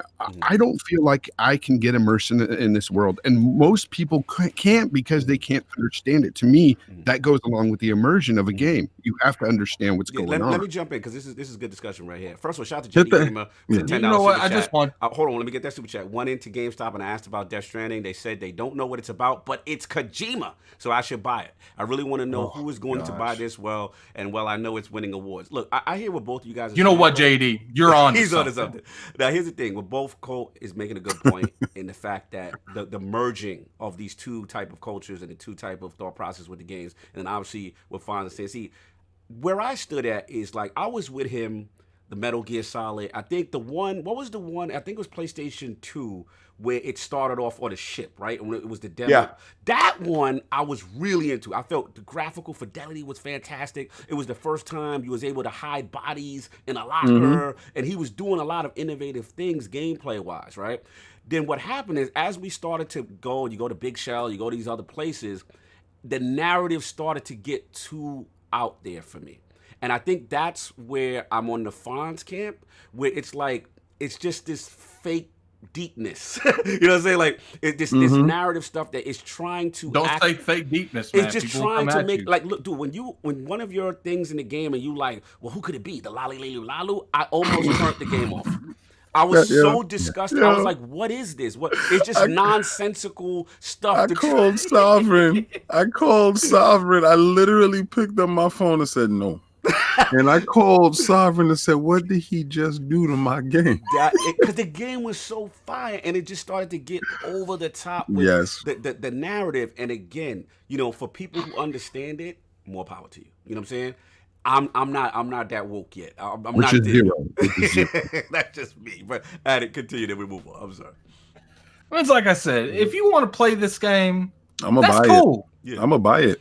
If you want to, you know, it is what it is. But do not come at me for saying you crazy for wanting to buy it. Now, look, King can play this game, but I might quit. Look, you know what, King? I can't let you do this. I'm worried about your mental status. Listen, if I fall into the rabbit hole and I wake up and I woke after I play this game, after the throw baby stuff, first of all, let me tell you, when he put a baby in the throat, I said I'm behind the game, low key in my head, right? Low key in my head. He was walking around with a little baby on his stomach, right? And the little baby is swirling around in a little mixture, right? So I said, low key, I'm definitely gonna do that. I'm in for this weirdness.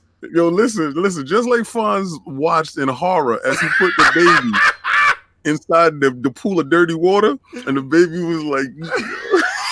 I said, yo, for the baby factor alone, I'm going to purchase this game. And you know what? I want to see how far off the deep end this dude can really go because his rails is off. There's nobody guiding him anymore. It's like you let grandma go off her meds and grandma's loose.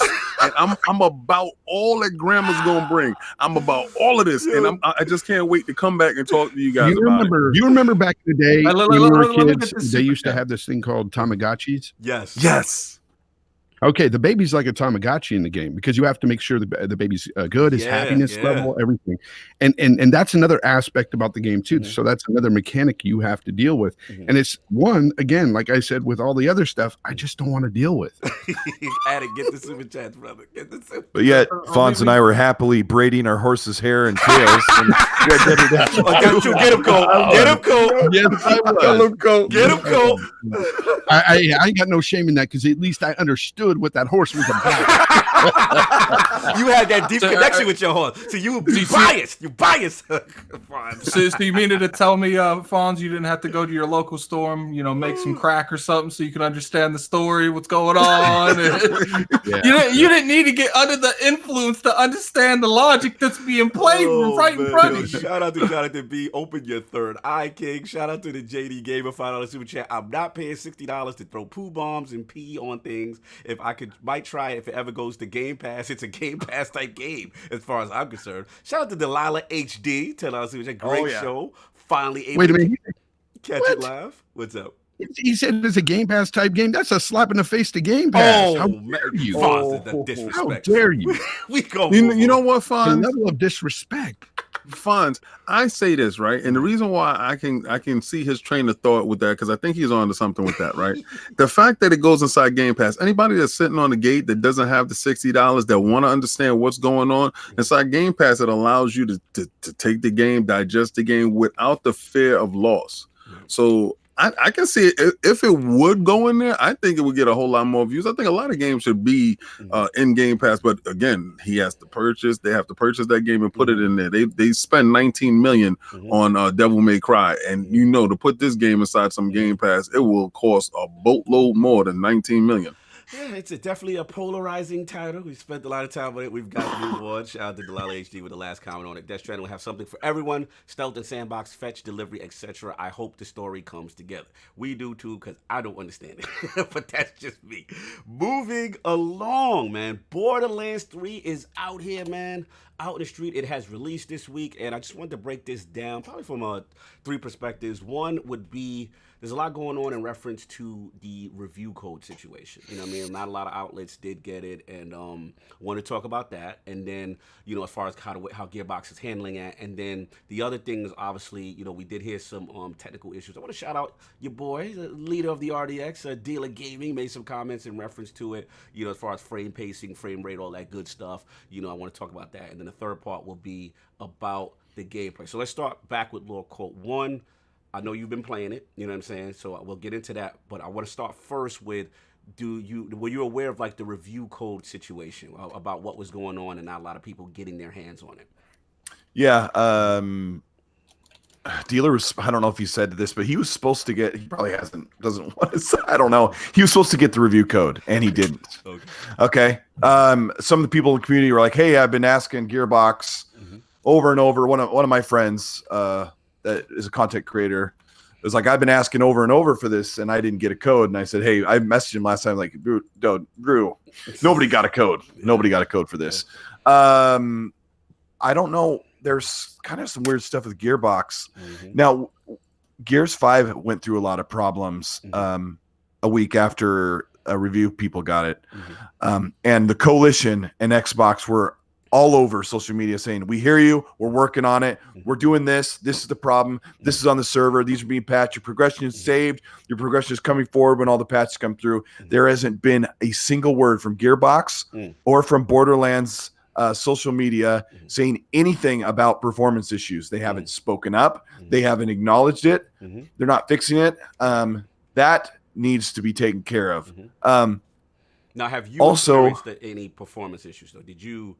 Yeah, in fact, I thought that the game was running a lot worse than Digital Foundry just explained yesterday in their video. I told Dealer and Rand that I felt like the game was running at 60, and then when combat would pop off, it would drop to like 30 and just hold there. I never had a problem controlling the game. Right. You know how you see these frame time graphs on Digital Foundry, and you see like the waves and the spikes going up and down. I felt like it was trying to hold 60, and then when you get into combat, it would drop down and that line would stay really steady. But actually, it's coming down halfway between 30 and 60, like 47 or 50. Man, my voice is so shot from being sick this week. It's okay. No, you sound great. Don't worry about it. But yeah, this is a problem. The other thing that's really crazy that we should get into in a minute or now is that Gearbox didn't even give the Xbox One X its due. It's running the same resolution as the Pro. The graphics power is 25 to 30% more on the X than the Pro. There is no texture filtering, which is built into the Xbox One X. So what it looks like, and I never point fingers on my channel. I just try and tell it how I see it. And how I see it is that the Gearbox developers said, PlayStation's the biggest platform. Throw all your time at that, and then we know the X is capable. Just make sure it runs. Let me back up. The Xbox One X is capable. Let's make sure it runs well on there. Okay? And they should have given it its due because there may be as many Xbox One X's out there as there are Pros. There could be. Right. I don't know. But that's not a small number. Right. No, I'm definitely here where you're going with that. I definitely tested on X, and one of the things that surprised me was because obviously we have that option to pick between performance and resolution mode. So I looked at both, and yeah, like it was kind of the same thing you said, Colt. Like I got that same vibe. So as enemies start to get on, I started seeing really strong dips, and then as far as the frame pacing, it felt a bit off, and I was a little surprised by that. Yeah, graphically, it wasn't that amazing to me. Now, back to the review code thing. I know you said referencing dealer and stuff like that.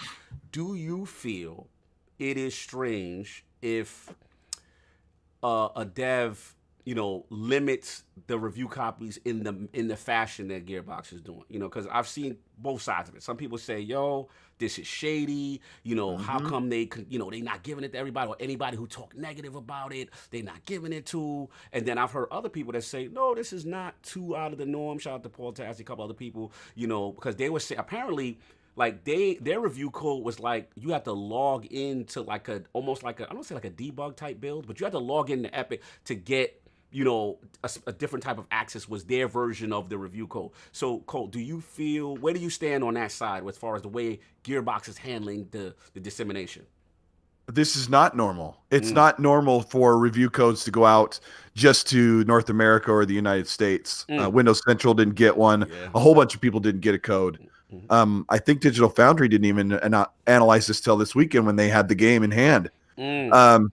So let me just drop my shady theory, and then I'll back off the mic for a second. Gearbox was worried about the PR. It was speculated that they didn't give review codes to influencers that didn't glowingly praise the game. Now, this is another problem going forward. I think publishers are afraid of influencers. Some of these big YouTubers, there's like big ones like Skill Up and others that are really well respected. People love their stuff. Yeah. These big influencers, they have more reach than some of these publishers' marketing teams. Facts. So I think they're intimidated by that. And I don't mean that super negative. Influencers are a big deal. People listen. That's why I say that reviews are just one tool. Go to your favorite YouTuber, go to your favorite friend, and go to a review site, and then sprinkle in a little bit of Metacritic in there. And then figure out if you want to pay $60 day one. So Gearbox did something here where they cherry-picked where they're going to send the game codes out because I think they're afraid that they're going to get bombed because people hive mind. Yeah, and they gather together and they fearmonger, and negativity sells. It's a horrible situation. I don't endorse either side. The way that social media and gamers and social media act, and how these publishers are reacting right now, we need to have a happy medium. Fair Be enough. Nice. Be nice. I love that's the vintage code saying. I love it. Lord, Fonz, man, like, what do you feel about the whole review code situation? And then also, did you get a chance to play it? Did you get a chance to experience it? No, I'm not a big fan of the game myself, but of the series, I should say. But I do agree with Colt that, living in a time of that tribal culture, everybody seems to just gravitate to those people around them that they feel comfortable with or they look up to sometimes. And then they just sort of take on their narrative and then they run with it. I mean, we see that all the time. I mean, you can say that, even Colt might have followers that just, will spew whatever he's saying, good or bad, right. and the Colt is on the money most of the times. I really enjoy the videos, but I'm just saying that there is people out there that do this, and this is just the culture we live in, and it kind of sucks. But I will say that, I know people are having a lot of fun with it, and that's great, Yeah. But I don't really have anything to add to the topic. No, I feel you, man. I definitely hear where you're going with that. Lord Addict, man, where you at with this? Do you feel the review code situation by Gearbox is spooky? And obviously you played it. I know me and you've talked, so I want your opinion on that too. I mean, the review code thing, that's not really normal. I don't know what that's about. I think, it's a culmination of they rushed the game out because apparently, look, we forget about Battleborn. Who knows what kind of damage that did to the company. Right. So they probably needed a W, and probably I don't. Is their company public? I don't know if Gearbox is a public company. Yeah, I don't know this but, situation. Yeah, so their investors probably wanted to see results, so they do what every publisher does. Let's do some slimy stuff to get this product now. Let's do this Gearbox stuff, and let's cherry pick people we've probably already talked to, and we have an understanding where this is going. We're gonna try to get as much sales as possible through these. I'm sure Epic gave them all types of money too, and then we're gonna rock, and then we're gonna fix it later after we've all rock. That's what they said. And then we're gonna fix it after it's already out. And I'm tired of this mentality by these companies. Oh man, no doubt. Shout out to Stitch with the $5 super chat. The game feels rushed and it does have lots of issues. Put this game on Game Pass. Save your money. Yeah. Shadowkeep will be out soon.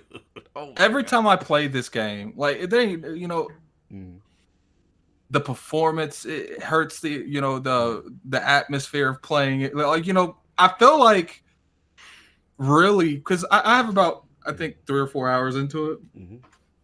I played it for a couple hours the first night it came out, and it's not that level of polish. I think what made it worse is I just played Gears 5, so like I saw polish, I saw game that I had a lot of issues with Gears 5, right?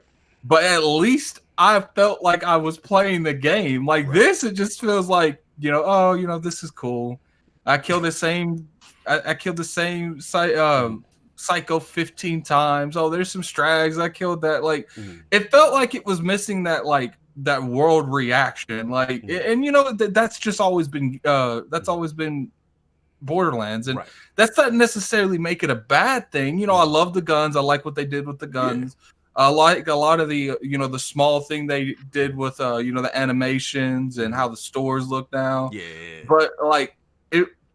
It low-key felt like a Borderlands 2.5. Right, more like saying to you. Yeah. Attic brings up a great point, though. Attic, when you talk about how, they brought this game out and it's buggy, they probably should have had more time here. I mean, that goes for a lot of games nowadays. And I think that's the biggest issue here is those publishers, they put those demands, that street date, and they want the game out by then. And I understand that.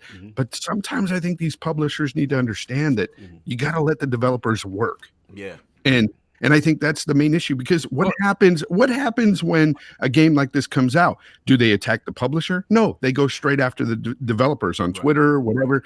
And it's their fault, and ultimately, yes, it is. But at the same time, like those dates, sometimes it is their fault, but you're being like, you can't make a 20-minute pizza in 10 minutes. Yeah, and I think that's why I love the fact that we have companies like CD Projekt Red and now Bungie that are out on their own. And Bungie did that themselves. They said, "Look, because we're not going to be ready by then." And I applaud that. I applaud that. I agree, big time. And the reason they even said the reason they're able to do that is because they don't have Activision breathing down their breath. Where's that money, kid? Like, it is what it like. Borderlands is fun. Borderlands 3 is fun. Now, I wouldn't. You know what? I was gonna review this game. Yeah. I'm about to just make that 10-minute video why I dropped Borderlands 3. Look, like you can. I do not. If you like Borderlands, you're gonna love Borderlands. I enjoy it. It's fun. But I don't think it's worth 60. Like, I low-key don't. Like, especially the performance issues they're having. I had people attacking me on Twitter. You're playing it on the F. Look, I've been told people playing it on the X. It doesn't look much better. And a lot of the thing that's going on with Colt too. Colt's right. It probably doesn't have any special time, and I don't even necessarily think that's because of the PlayStation install base. I just think that's all about a time crunch. They might tell us they had 3 years, but all since they had 2.5. There's a difference between a game that he said, "Addicts not worth 60. You trying too hard." I mean, I guess, man. I guess you're trying too hard to say it's worth 60. I mean, I could literally flip that whole statement around on you, Slow-Mo. Slow-Mo always coming for you. It's so funny. Continue, man. Let's get King on this real quick, man. King, man, did you pick it up, or is it anything you're interested in? No, I didn't pick it up. Okay. No. What about? And it's not the fact that I don't like the game. I do want to try the game. I saw how hard the CEO was pushing for his team with the game. Yeah. And I do feel like there's an internal struggle, and I do feel that he champions his team. Now, I don't know if they gave as much attention to the Xbox version as they gave the PlayStation version. Install bases do carry a large factor, guys. All right. So the fact that it's well known that the PlayStation has over 100 million units out there, of course, you will cater to that. All right. I mean, it's just only common sense and it's only business knowledge. Now, of course, we want it fair and equal across the boards. We also know that one machine is more powerful than other machine. I don't care how you want to slice it. That's a fact. But if it's running poorly on the more powerful machine, it can only allow you to deduce the fact that it wasn't put as the lead platform and it wasn't utilized to its ultimate capabilities. All right. So again, would you be upset? Yes, you should be upset if you purchase an X and you expect it to have superior performance over the other versions of the game. I would be pissed off.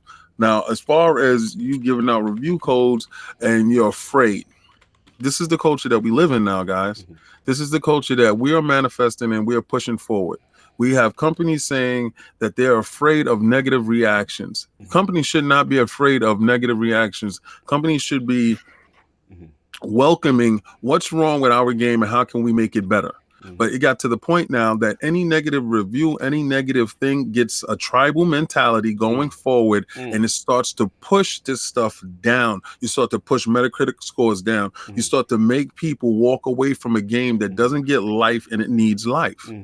At the same time, you cannot put out a game that's not ready yet. So we understand that the boardroom controls exactly what's going on with a company. The company might say that, yo, listen, we need at least 4 more weeks because the frame pacing is not as good and we need to get this to go. We need this right. And if they tell you, no, we got quarterly things and I got to go on vacation and I paid for this, so you got to make sure that this game gets out so I can get my residuals. Listen, and they say stupid stuff like technology is really good and technology is really bad, where they can put a game out and we'll patch it later. That patch it later mentality is going to hurt our own community, because you can't keep putting out buggy games and then getting 2 weeks later a 5 megabit download to fix a game that should have been fixed initially. So you know what would suck really bad, and this isn't an excuse for them, but imagine being on crunch, a little bit of overtime that last like month before the game launches, or you know, like when you're getting ready, and then they like decide, like, it's good advice to say, hey, we need 1 more month to make sure it runs fine, but like they're already in finalization, getting ready to finish the game, they're working their butts off, and then the boss has to come in and say, hey, we need to do this for another month and then launch. They want, that seems like they're avoiding that, but it's so important because video gaming is a huge business. I think it's starting to surpass movies almost, like in how much it makes. It's so worth it. And when's the last time we heard about a game being delayed? Seems like it's been a while. When's the last one you guys heard that got delayed? We need more polish time. I feel like it's been like 2 years. Well, Crackdown don't care. Like no. See, okay, so y'all want to say this, right? I mean, literally, everybody's laughing at the fact that Crackdown 3 was delayed, and I applaud Phil when he did it. Okay, because it was a step in the right direction for the company. I'm going to champion that position for this. When I played that game in its initial state, if he would have dropped that game, literally, it would have been worth the scores that everybody put up for it. Now, the finished product that I got afterward, I was thoroughly impressed with the finished product because having seen the previous product. So to give it that time, but not every company has that ability to say, you know, let's push it a month later. And just like you said, the crunch, if you're in crunch mode and somebody else tells you, and they come in, you're like, we got 2 more days for crunch. And they come in and say, nah, you got 28 more days for crunch. Bro. The difference between like someone like Microsoft and like a small I mean, Gears box, they're probably not small, but you know, the people that on them, you got 2K. The people, you know, well, they're public. That's probably even worse. Like that's bad. That came out bad. That came out really bad. 2K breathing down their back. It's like, look, like, we need this done by now. And a lot of these executives and stuff, they're not gamers. They might have some kind of mentality of what a product will look like if it had that time. And they don't really know the difference. They're like, well, they just see money. They're like, we want this by now. Our investors are being told this is coming out now. Like, and we don't know what goes on behind closed doors. It could have low key been pushed back 3 times. No, listen, let me jump in real quick, man. We'll move on from this joint.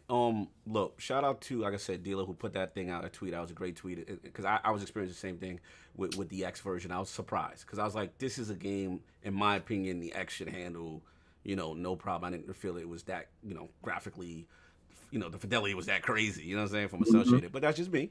But the thing that surprised me, I want to shout out to actually Lord Destin Legary from IGN, our good boy, Dan McCullough, the head of Xbox Live, who we had on the show before.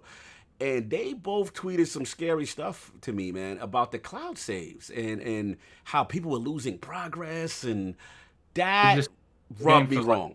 What happened? What happened, Attic?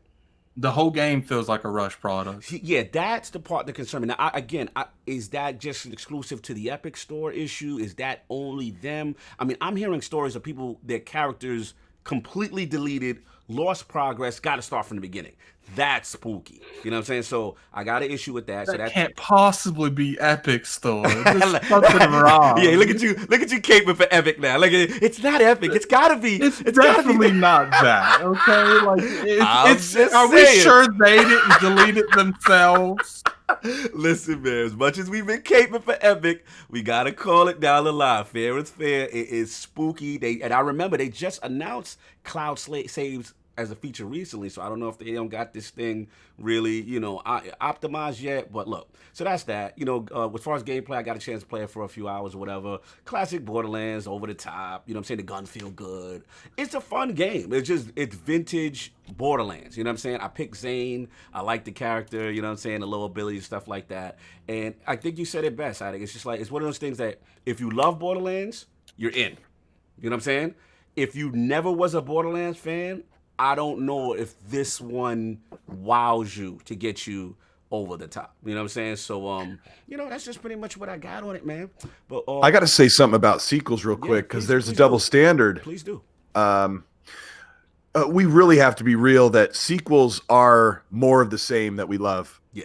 And I look at some of our favorite sequels, and they always add about 25% more to make the game better than the last one. And hopefully it's better than the last one. Yeah. But when I look at Gears has always been a little bit better. Judgment went down. I still love Judgment. No doubt. Gears 4 improved combat, sped it up. Gears 4 is okay. It's good. Gears 5's fire. Yes. Now I look at Uncharted. I love 1. I love 2. 3 was all right. Still great. I love 4. And look at Uncharted. It does what they added, rope swinging. It was, and they added some Jeep you can drive around. That's it. The game's fantastic. Yeah. We hear people bash on games for doing the same of what Attic knows where I'm going. Yeah, you don't see anything in these reviews talking about Borderlands. This is the third one. I felt like this is too much like Borderlands. Like I need something same more Borderlands. Continue, Colt. Continue. Yeah. It's so. I mean. That's what we want in a sequel. We want what we love with a bunch of new things. And I think almost all sequels do that. Now, where the exception comes in on big mainstream games is God of War in 2018. God of War changed the formula up. Now, that's not the gold standard. That was an exception that kicked butt. God of War, they were told, no, you can't do the top-down, isometric. It's not top-down isometric, but you can't do this fixed camera hack and slash. You got to evolve it. And they did. They knocked it out of the park. Yep. Not every game and every sequel is going to be able to reformulate a sequel. We love sequels. We love a lot of these games. And you can't harp on games like Gears 5 for being more of the same. They added a lot to make it a new sequel. They're evolving the franchise slowly and giving you what you love. I'm tired of people saying it's just another this. It's just another that. No, fair enough. Franchises they're milked for a reason. There's a million Mario games, there's a million Zelda games, there's a million Halo games because we love them. Yeah. And you know what's funny, Colt? These are the same people that play COD every year. Listen, you don't want to change up your formula if it's a successful formula. Yeah. I'm sorry. You don't go to watch a Die Hard movie and you want a love drama. I'm sorry. When it comes to franchises, you always change the inside of the foundation and not the foundation. No, I get that. But I mean, Colt's making a fantastic point. I mean, you guys are right. You know what I'm saying? Because again, if it's not broke, no need to fix it. But then again, like I said, with God of War is that unique thing, right? Where they literally changed the actual gameplay dynamic, did something completely different, which is very risky. We got a super chat I want D to read. Okay, Dizzy, did you get your knees yet? So now let me explain. He doesn't ask for needs for himself. Pause. He's asking for Sovereign. Sovereign has a thought that he believes that PlayStation, when you get it, you're going to put in your PlayStation 4 disc and you're going to play it straight up. I'm telling you, that's not going to happen. You're going to have to swipe your credit card along the side of your PlayStation 5 in order to play any old games. All right, so they don't have the technology, but they do have the card reader on the side that you can swipe the card on. Moving along, final topic, man. We'll get out of here. Football's about to start. Yeah, this was actually Soft's topic. It's a good one. We'll go through it briefly. Phil Dominus and Phil Luminous might be in trouble, King. Streaming wars, man. There's some new challenges. Did you just say Phil Luminous? Phil Luminous Harrison. We got some new challenges on the way, man. The streaming wars have started, man. We got EA's Project Atlas and I believe Apple Arcade. So real quickly, we'll do the tail of the tape. Apple Arcade will be released September 9th.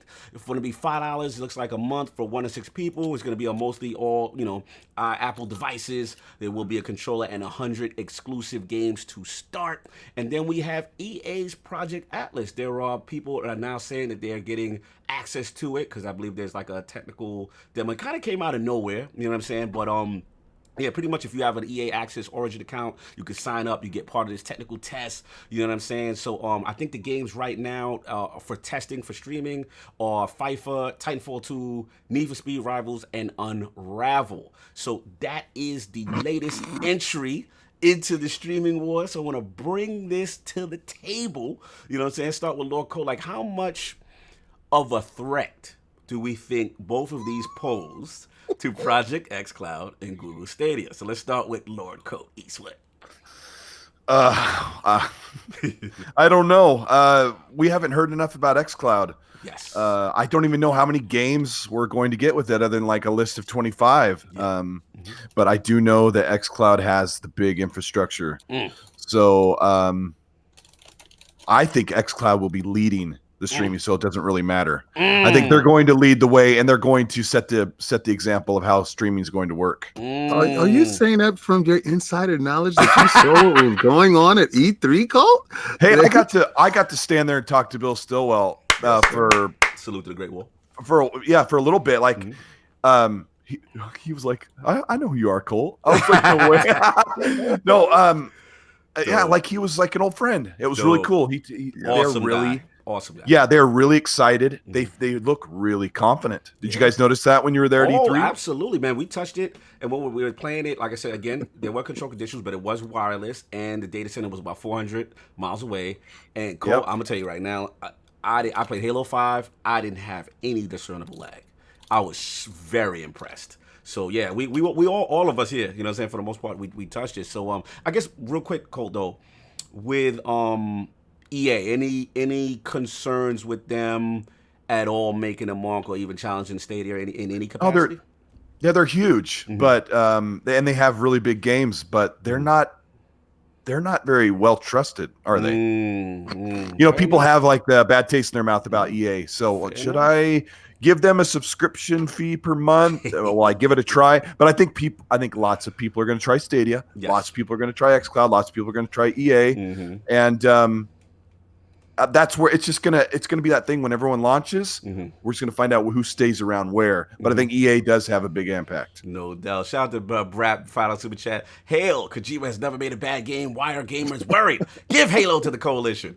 Salute to Brad for being petty. Have a great day. That's what's up, Football Zone. We almost out of here. I'm sure there's a lot of food companies that make that's a good idea food, though. But then they poison thousands of people. So, oh my god.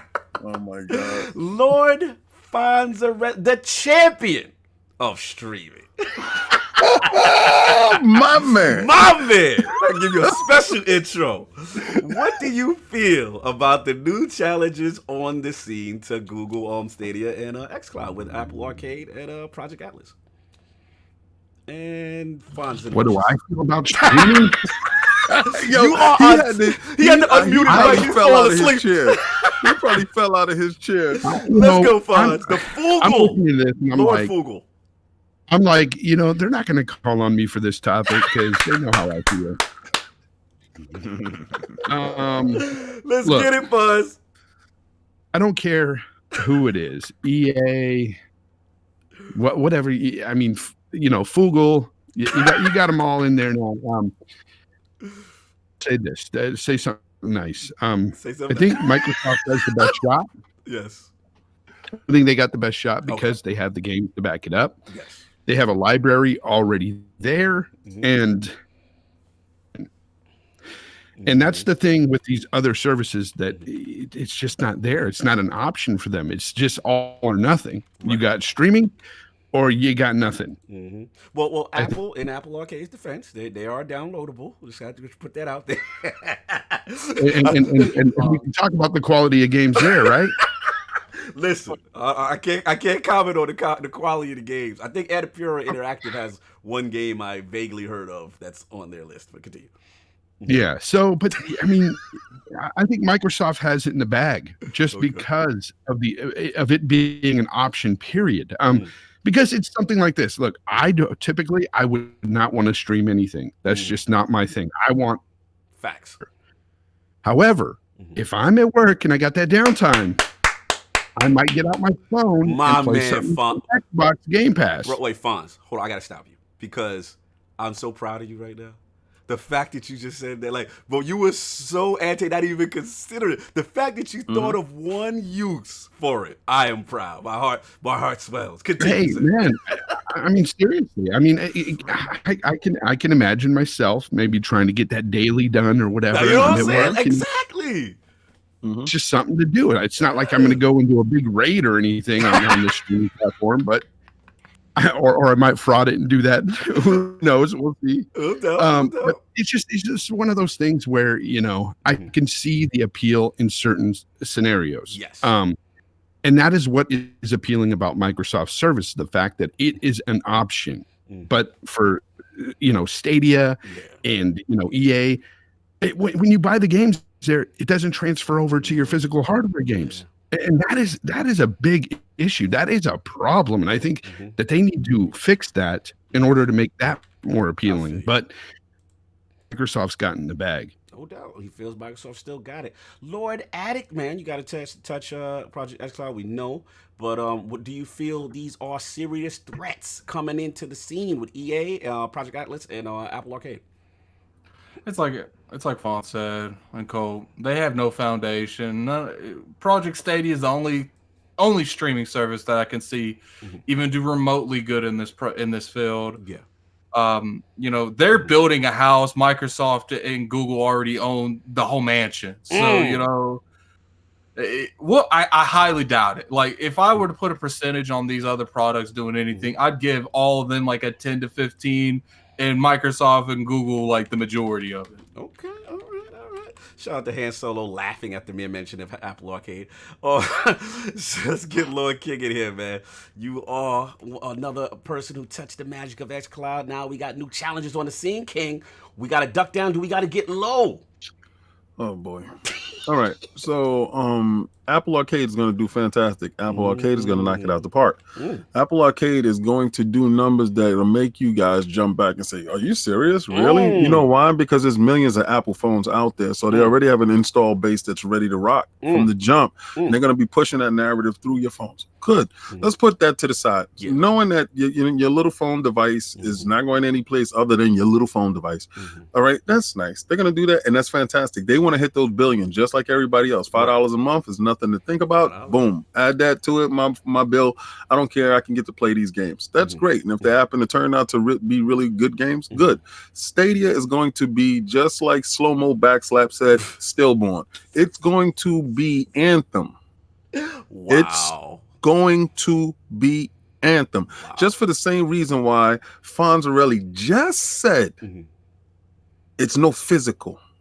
Okay, when they have that first hiccup and you can't log into something that you paid $60 for that you can't get your fingers on, the level of frustration is going to shoot straight through the roof. I don't know who they're marketing this thing to. I don't know it. I don't see the market for it. Future. Listen, I told you before, I didn't see the market for Anthem. Everybody laughed at me. I didn't see where it fit. Right, you did say that. It doesn't fit. This thing does not fit into our ecosystem. I feel you. No. You know, Fonz is comfortable right now. You just heard Fonz. I've never thought I would ever hear Fonz. Yeah, I was shocked to say that on ILP just now. I was like, this is some downtime. I might jump in this raid or something. He might be in a raid with me. Like, yo, King, you think we can do this section real quick? Listen, that's huge. To make Fonz, the biggest skeptic. Y'all gotta understand this, man. This man was not about this. Not about this. I can't wait for XCloud to go out and I start kicking people from raids because they own that shit. but you know what? Listen. That tells you something, that he sees something in it, right? He's heard enough. He's trusted people around him has given him the information back that he's feel comfortable. There's a level of comfortability that you have with your company. Right. Fonz has a level, and he said, well, you know, they do have the games, they do have the infrastructure. It does make sense. And if it's at a rate where I can afford it and it can fit into something, I can see me using this feature. It's an option, and it's giving Fonz the option. It's not the sole. Right. The sole thing being Stadia. Right. It's another option on Apple too. There's practicality there. That's the thing. It's practical. You know, I can see how some people can use it in the way I want to use it. But like Stadia, like it just, to me, that whole business model where all your games are tied to the internet is just it's bad. I mean, look what happened when Xbox Live went down. If you were game sharing, you couldn't even play games offline. Yeah, you're right. You know who I feel bad for? Ooh. I feel bad for the people on Xbox Live. They're gonna have worse connections than someone that's on XCloud. Like, imagine, like, we make fun of them as it is. Some dudes gonna have that 5G. They gonna be lit. Saying they have like Walmart internet and stuff. Like, I can't imagine. Be like, look, man, like, you get on that XCloud. Stop with this nonsense. Yo, internet is trash. Look, man, I'll jump in right quick. We gotta get out of here. But look, this one's interesting to me. I gotta be honest. I got a little bit to say here. Apple Arcade, I see where, King, you're going because of the install base. I'm not too worried about it. I think the thing, the advantage they have is the low barrier for entry. I give you that. You know, you can download it over Stadia. I give you that. But I looked at those 50 games that they had, and like I said, I could barely recognize anything. I'm just curious if their games are going to appeal. They giving us all those games on those Nintendo Directs that no one cares. But this is even, you know, I mean, no disrespect, you know what I'm saying? Like, there's a lot of indies I've never even heard.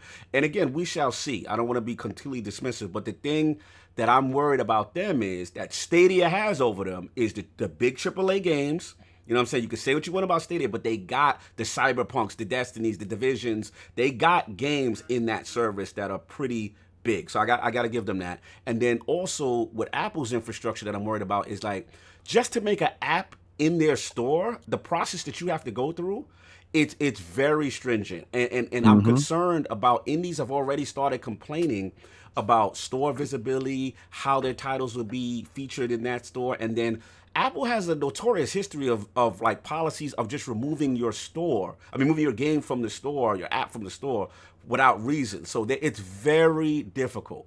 Yeah, I actually I have a couple of friends that publish games and stuff, and they're always going on the rant that especially Steam. It's like when they do these release, they like open the floodgates, and it's hard for their game to get shine because you have like 40 different DLCs for some whack game no one plays. Think about just from an app perspective, how hard it is to get, because they have a controlled environment where Apple gets the cut, right? So that is not necessarily the most ideal situation for an indie developer, and there are concerns about that. So they're going to have to uphill battle on that. Let's get right to the main event, though. EA. All right, this is interesting to me, y'all. It's cold. I got to be honest. Like, this, I think this is a little sneaky power move. Y'all might not agree with me, but I think this is a sneaky power move. Now, this is why. let's give credit where credit. What is EA doing? Oh yeah, I didn't even address EA Yeah. because I got EA access and I'm not happy with it. I just told you I was going to shut it off. Okay, no, fair enough. Mm-hmm. I feel What is EA doing? I have no clue. All right now, it's called Project Atlas, right?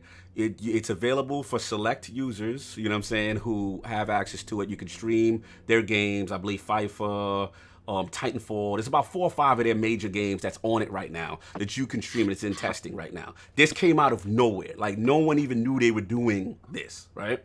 So here's my thing. Say what you want about EA. At the end of the day, they was the OG king. Like, when it came to services, I know we got Game Pass. EA Access was out there in the front line before everybody, right? I'm kind of curious if Game Pass would be a thing without EA Access. Here's number one. Number two, Fonz, we're gonna take it back right now. If you remember your history, X-Band and all that, but remember, EA wouldn't allow their games on Xbox Live for a bit. Remember that period? Remember that period back in the day during like 360 era until they worked out a deal, I believe. And so, the point is they've been known to not play nice with their network infrastructure, right? So here's my thing. The key for me, I want to shout out to Brad Sams. He's got a great video out. Please watch it. Yo, they've got a huge library. Regardless of how we feel about EA and some of their games, and we know Anthem flopped, they've got the games, you know what I'm saying, on their joint, you know what I'm saying? Here's the second thing, from a technical standpoint, Colt, they're down with Amazon AWS. So that's already one of the big 3, because we got Google, Azure Cloud, and Amazon. Those are the big 3. If you want to be kind of worldwide as far as considered the best, they're on it. But here's the thing, y'all, that they're doing that's kind of deep to me.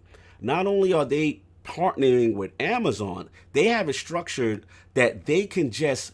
They're allowing other cloud vendors where Amazon is not in to partner up to put EA Project Atlas on it. That's different from what nobody's doing. And if they're partnering with Amazon, Twitch is available to them too. So. Right. So here's the thing. This is serious, y'all, because again, with Microsoft, they're limited to where Azure is at. So let's just say hypothetically, Azure is not in Singapore. I'm just making stuff up right now, right? Mm-hmm. So if let's just say, and EA's with Amazon, and let's just say Amazon is not there in Singapore. What EA is in a sense doing is saying, hey, who's got the cloud infrastructure out there in Singapore?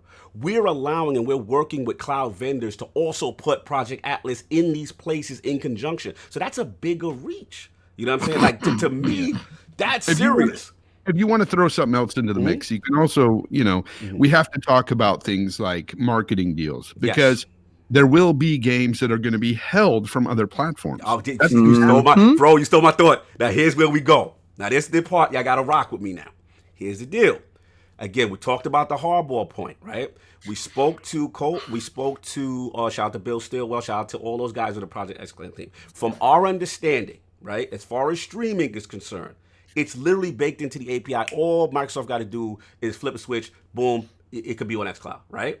Mm-hmm. If EA want to be dirty, they could say all our titles are not Project xCloud, they are Project Atlas exclusive. You can't rock with. They could run down on Phil and say, no, we got our do that. Service. Go take your games and go do that. Okay. I would say the chances of that being is extremely high. Extremely high. So here's my thing.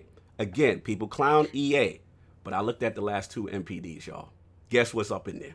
Madden all the time. You know what I'm saying? Yeah. Now, hypothetically, you know what I'm saying? Let's just say Anthem. Those are the perfect games to play on the go. Exactly. Let's just say Anthem was fire. We know they got Titanfall. FIFA, say what you want about the loot boxes, all that. We know what FIFA LordCognito, I don't want you to ever say, let's say Anthem is fire. I'm just saying. Even theoretically, let's just say Anthem is fire. Let's just say the new Dragon's Age is what it is. They got FIFA. They got NHL.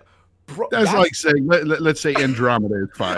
I'm just saying. Let's just say they bounce back, right? Let's say Death Stranding is fire while we're at it. All I'm saying is those are heavy guns in the chamber to not have on. First of all, we know Stadia ain't getting no EA games. EA is not putting no games on. If Anthem was ammunition, it'd be a blank. No. All I'm just saying is, y'all, EA is petty.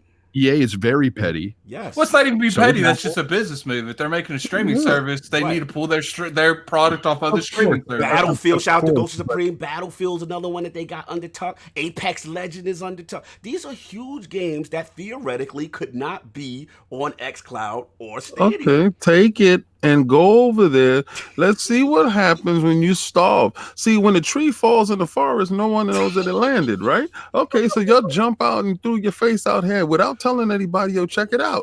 You know, you came out, the tree gonna fall in the forest and you're gonna land in the bushes. That's exactly what's gonna happen. So that they can do whatever they want to do. People are gonna go get Madden the same way they've been buying Madden from the store. So what you're gonna do is you're gonna isolate your populace. This is what's gonna happen when you if you turn that into a force factor that you have to get out and lay down. They're gonna run down on your boy Phil. They're gonna run down.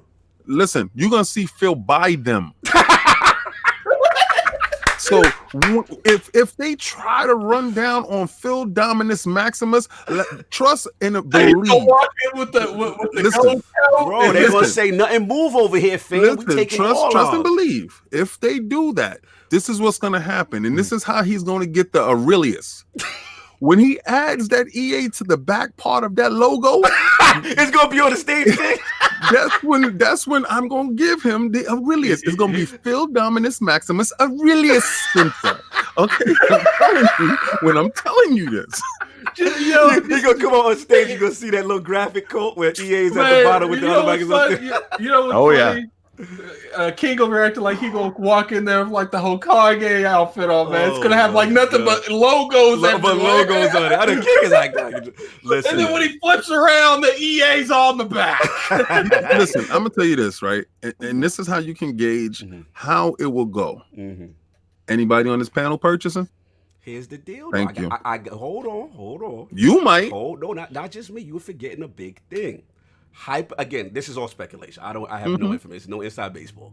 But one would have to think the same way we're assuming Project xCloud is going to be on as part of the with the Game Pass situation and linked up. One would have to assume EA Access is going to be baked into Project Atlas, right? All I'm saying is, and again, please shout out to Brad Sands. You got a tremendous video out right now. Is that these guys don't like paying royalty fees to Microsoft and Sony because to put their games on, we gotta come to Phil, bend the knee, put our joint on your service, you get your cut. This would be EA taking out the middleman. This would be EA saying, now they're still gonna have their physical games, yes, kid. They're still gonna do it. They'll be stupid to eliminate that base of the Sony, PlayStation, and the Xbox, ecosystem. I'm gonna get ready right now. I'm gonna destroy your whole theory right now. You done gave me the trap door, and I'm about to push you in the trap door right now. Right now, you done opened up your own trap door. I'm gonna let you finish, and then I'm gonna push you into the trap door. You going into that trap door? Here's the thing. Did you just Kanye West him? Yes, he did. I'm gonna let you finish. This. But he's the instrument in his own demise right now. Just go ahead, real quick. But here's the thing: if the release, first of all, when is it released? Because they look like they gear it up. Just came out of nowhere, and that pricing model. If they keep that pricing model to what EA Access is, we got a problem, fellas. I'm just telling you, we got a problem. Okay, you ready to fall in the trap door? Let's go. Push me in. Okay, here's the trap door just for you. I noticed that EA Access is on what? PlayStation and Xbox. Yes. I noticed that they need a vehicle to go forward. Your engagement will be in this area, sir. So if it's on EA Access and it's baked in, it's already there on the Xbox. And if Phil won't play dirty pool and PlayStation want to play dirty pool, we don't want your stuff serviced over here. So we can just buy your games physically. Let them go purchase their games physically. So are you implying that EA Access might get removed? When you go to hit your app and it says no longer in the store. If they want to freeze them out and starve them, man, listen, they want to get out of lay down. The knees will be bent. Trust me. Gonna be bent. Somebody got to bet them, man. But this is a fun one, man. We got to get out of here. It's late. We got football going and rocking. New ILP poll with both the latest gameplay and information reveals of Death Stranding at the Tokyo Game Show and Gamescom. How has this affected your excitement for the release on November 8th for PlayStation 4? The choices are A, more excited. Kojima is attempting something very cool and unique. B, FedEx baby walking simulator. Throw Death Stranding in the bushes. Or C, I don't care. Konami might be onto something.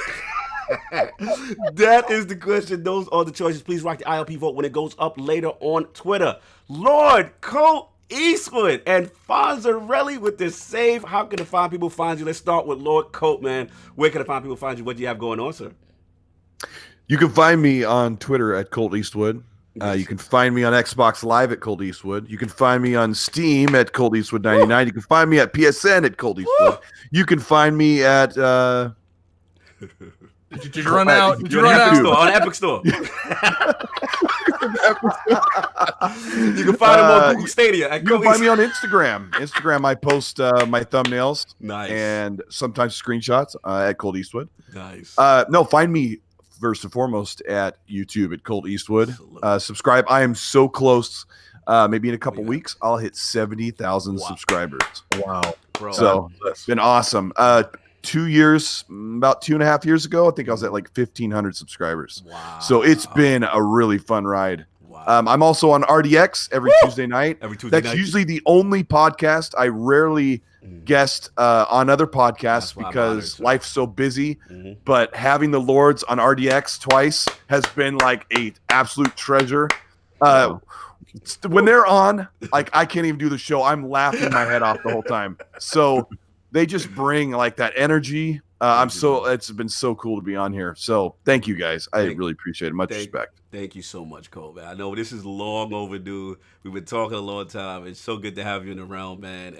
Huge fan of your work. Continue that ascension. Definitely let's get him up there, man. The guy, again, like I was telling Fonz, I mean, I don't even know how you guys do it. I know the amount of work you guys put into these videos.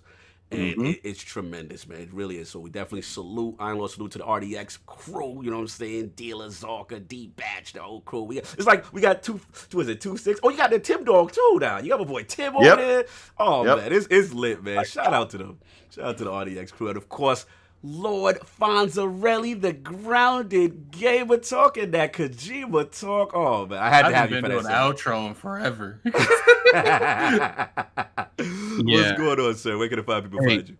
You know, it's my pleasure. My pleasure to talk badly about Kojima, and my pleasure to, come over here and get the fraud. He low key is taking my outro. I don't like this. I didn't give you the fraud alert. I didn't give it to you. I was just messing with you to begin it. That's it. No. That's what I mean. No, I'm happy to get that from King David. I got none but love for him and all of you guys here on the panel.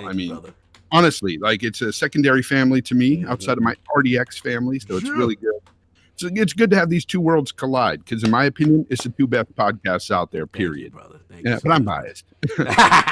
we keep saying that bias talk. We love it.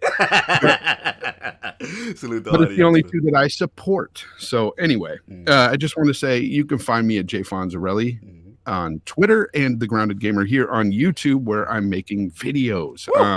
Wow. Yeah. Cyberpunk videos is on fire. Yeah, I got another one. I got another one coming Monday, and Cyberpunk news, and I'm putting even more effort into them now. Yeah. Not that people really care, but hey, I'm trying. We care, brother. Though the quality speaks for us. Again, it's like all you RDX guys, man. Your videos. Shout out to Dealer Gaming, man. I got to get the Dealer Gaming the stimulus package. We got to send it over to me. Out here. Yeah, man. He got everybody. I got an all-star team over there. I love the squad, man. Beautiful. Good guys. Good. Again, really support you guys. It's always good to get something going with RDX. So it's always fun. Yeah, RDX is amazing, man. It's been so much fun there. I mean, the last couple of years has been a ride. Show. I always listen to you guys as much as I can. Dealer Gaming is an amazing guy. Like a lot of people give him hate, but the guy is a genuine guy. I mean, he'd give you the shirt off his back. He's such a nice guy, man. And people don't see that, but man, he cares. Yeah, salute to Colt for actually his account it touched a lot of people in the chat. He said some cool things about Dealer, which is awesome. So salute again, RDX and the Dealer Gaming. Lord Addict, man, a lot of energy today. So where can people find you, man? What's going on? You can find me in the middle of the battlefield with all the Kojima fanboys and stray jackets. And you will know that I was victor in this battle. It reminds me of Game of Thrones. You're like, was it Battle of the Bastards when what you call it was by himself about to take on the whole boat, the army? that's Attic right there. Instead of sword, I got straight jacket. Yeah, you got straight jackets coming at you. be throwing those like Doctor Strange. That's it, man. All you gotta do is throw the pool back at them. That's all you gotta do. But what you got going on, man? Where do people find you? You can find me on Twitter at Lord Addict ILP. That is where the battle is being taken place. You can find me on YouTube at Gaming Addict. Definitely just posted my Crackdown review. Not Crackdown. I don't know why I said that. My Gears 5 we gotta get you out of here.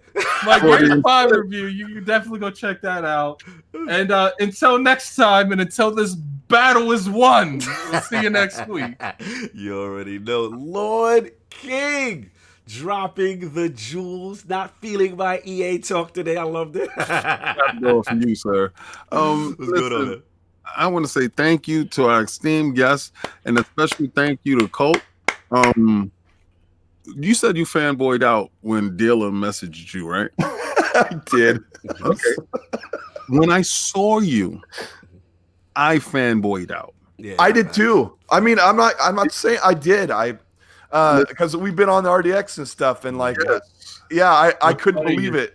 I'm gonna steal your chance to like try to put me on a pedestal, because seeing people that I've talked to on Xbox Live, and seeing people that I've talked to on Twitter, people I've gamed with, that is like seeing a bunch of different celebrities to me. Yes. Like, I saw Mr. Boomstick. I was standing in line. Boom.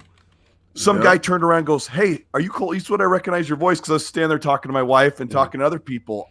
It's so cool. Like these, I don't know. This is my first time meeting people that I've talked to on the internet for a long time. I always have bad experience meeting people the first time. I wonder why, Addict. You can ask Diller. The very first time I met Diller, I kicked him from the party. Addict is out of control. But I'm not going to let you take it. I'm not going to let you take the moment of the twinkle in my eye. Man, I got plenty of straight jackets. I got one for you too. Keep acting. I don't know. I thought it was... It was fantastic. And you listen, I'm telling, I wish we'd have spent more time. First of all, I'm really jealous that you got a chance to hang out with Fonz. I really would like to hang out with Fonz. Fonzerelli next year. I really would love to watch a UFC. That brings me over to Fonz's family. I put the photo alert because you've been away for so long.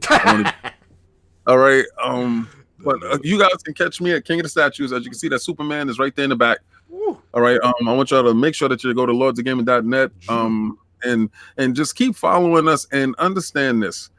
We know these guys and we really participate with them. And it's when I tell you that he is just as genuine and that be nice, that's real. It's not no phony. I see people saying stupid stuff on the internet. You don't know the man, you don't know the guy, and he's real. And what he says, he believes, and 99% of that stuff is true. All right. So trust me when I'm telling you this. He's a great guy, and I'm so happy. I was looking forward to this day. Yeah, me too, man. Long overdue. Like I said, I wish I had more time that I had spent with Colt when we were out there, man. But it was good. Even for my 5 minute, I had to throw my hand through the VIP rope to get the shake on. I said I gotta see him, and they said, "Okay, sir, you're with the common folk. You keep it moving. You let King." I got VIP'd, Fonz. It was funny. But I met Colt. I could say I shook the man's hand. I said, I'm over here. I'm with Colt. Where you at? Yeah, it is always surreal when you meet people that you've been gaming with and just talking to over the internet, and then you meet them and you're like, sometimes you expect people to be fake, right? Yeah. Even though I'm who I am here, this is who I am in real life. Colt can attest to that. And when we met, it's like I'm thinking maybe he lied about something. Like you always feel that with anybody you meet in real life. And then you meet him, you meet somebody like Colt, and you're like, man, you spend 5 hours at In and Out talking to him. It's great, bro. The same thing. It was Colt, like I said, Boomstick. Shout out to Ainsley Ball. It was a crew, man, and all you FanFest guys, man, great guys, and just got a chance to chop it up as much as possible. It's like a fraternity. It was good. It was really cool to see people who just love gaming all together. You know what I'm saying? So salute. That was dope, man. Yeah, that's pretty much what I got. I mean, you already know what it is. Like, subscribe, all the good stuff. LordsofGaming.net. We got a lot of stuff going on. King said King of Statues is up. Please check all that goodness out. The stream team will be tomorrow. They got a roundtable with the stream team. My boy Old School Style is going to be a guest on this, so please check that out. Lord PD, Lord Sonaldo, L Boogie, the whole stream team. MJ is a boss. Everybody in the realm. And like I said, hit that like, subscribe. We really appreciate the support and everything. Everybody enjoy your Sunday. Football is on. If anybody got anything else, we are out and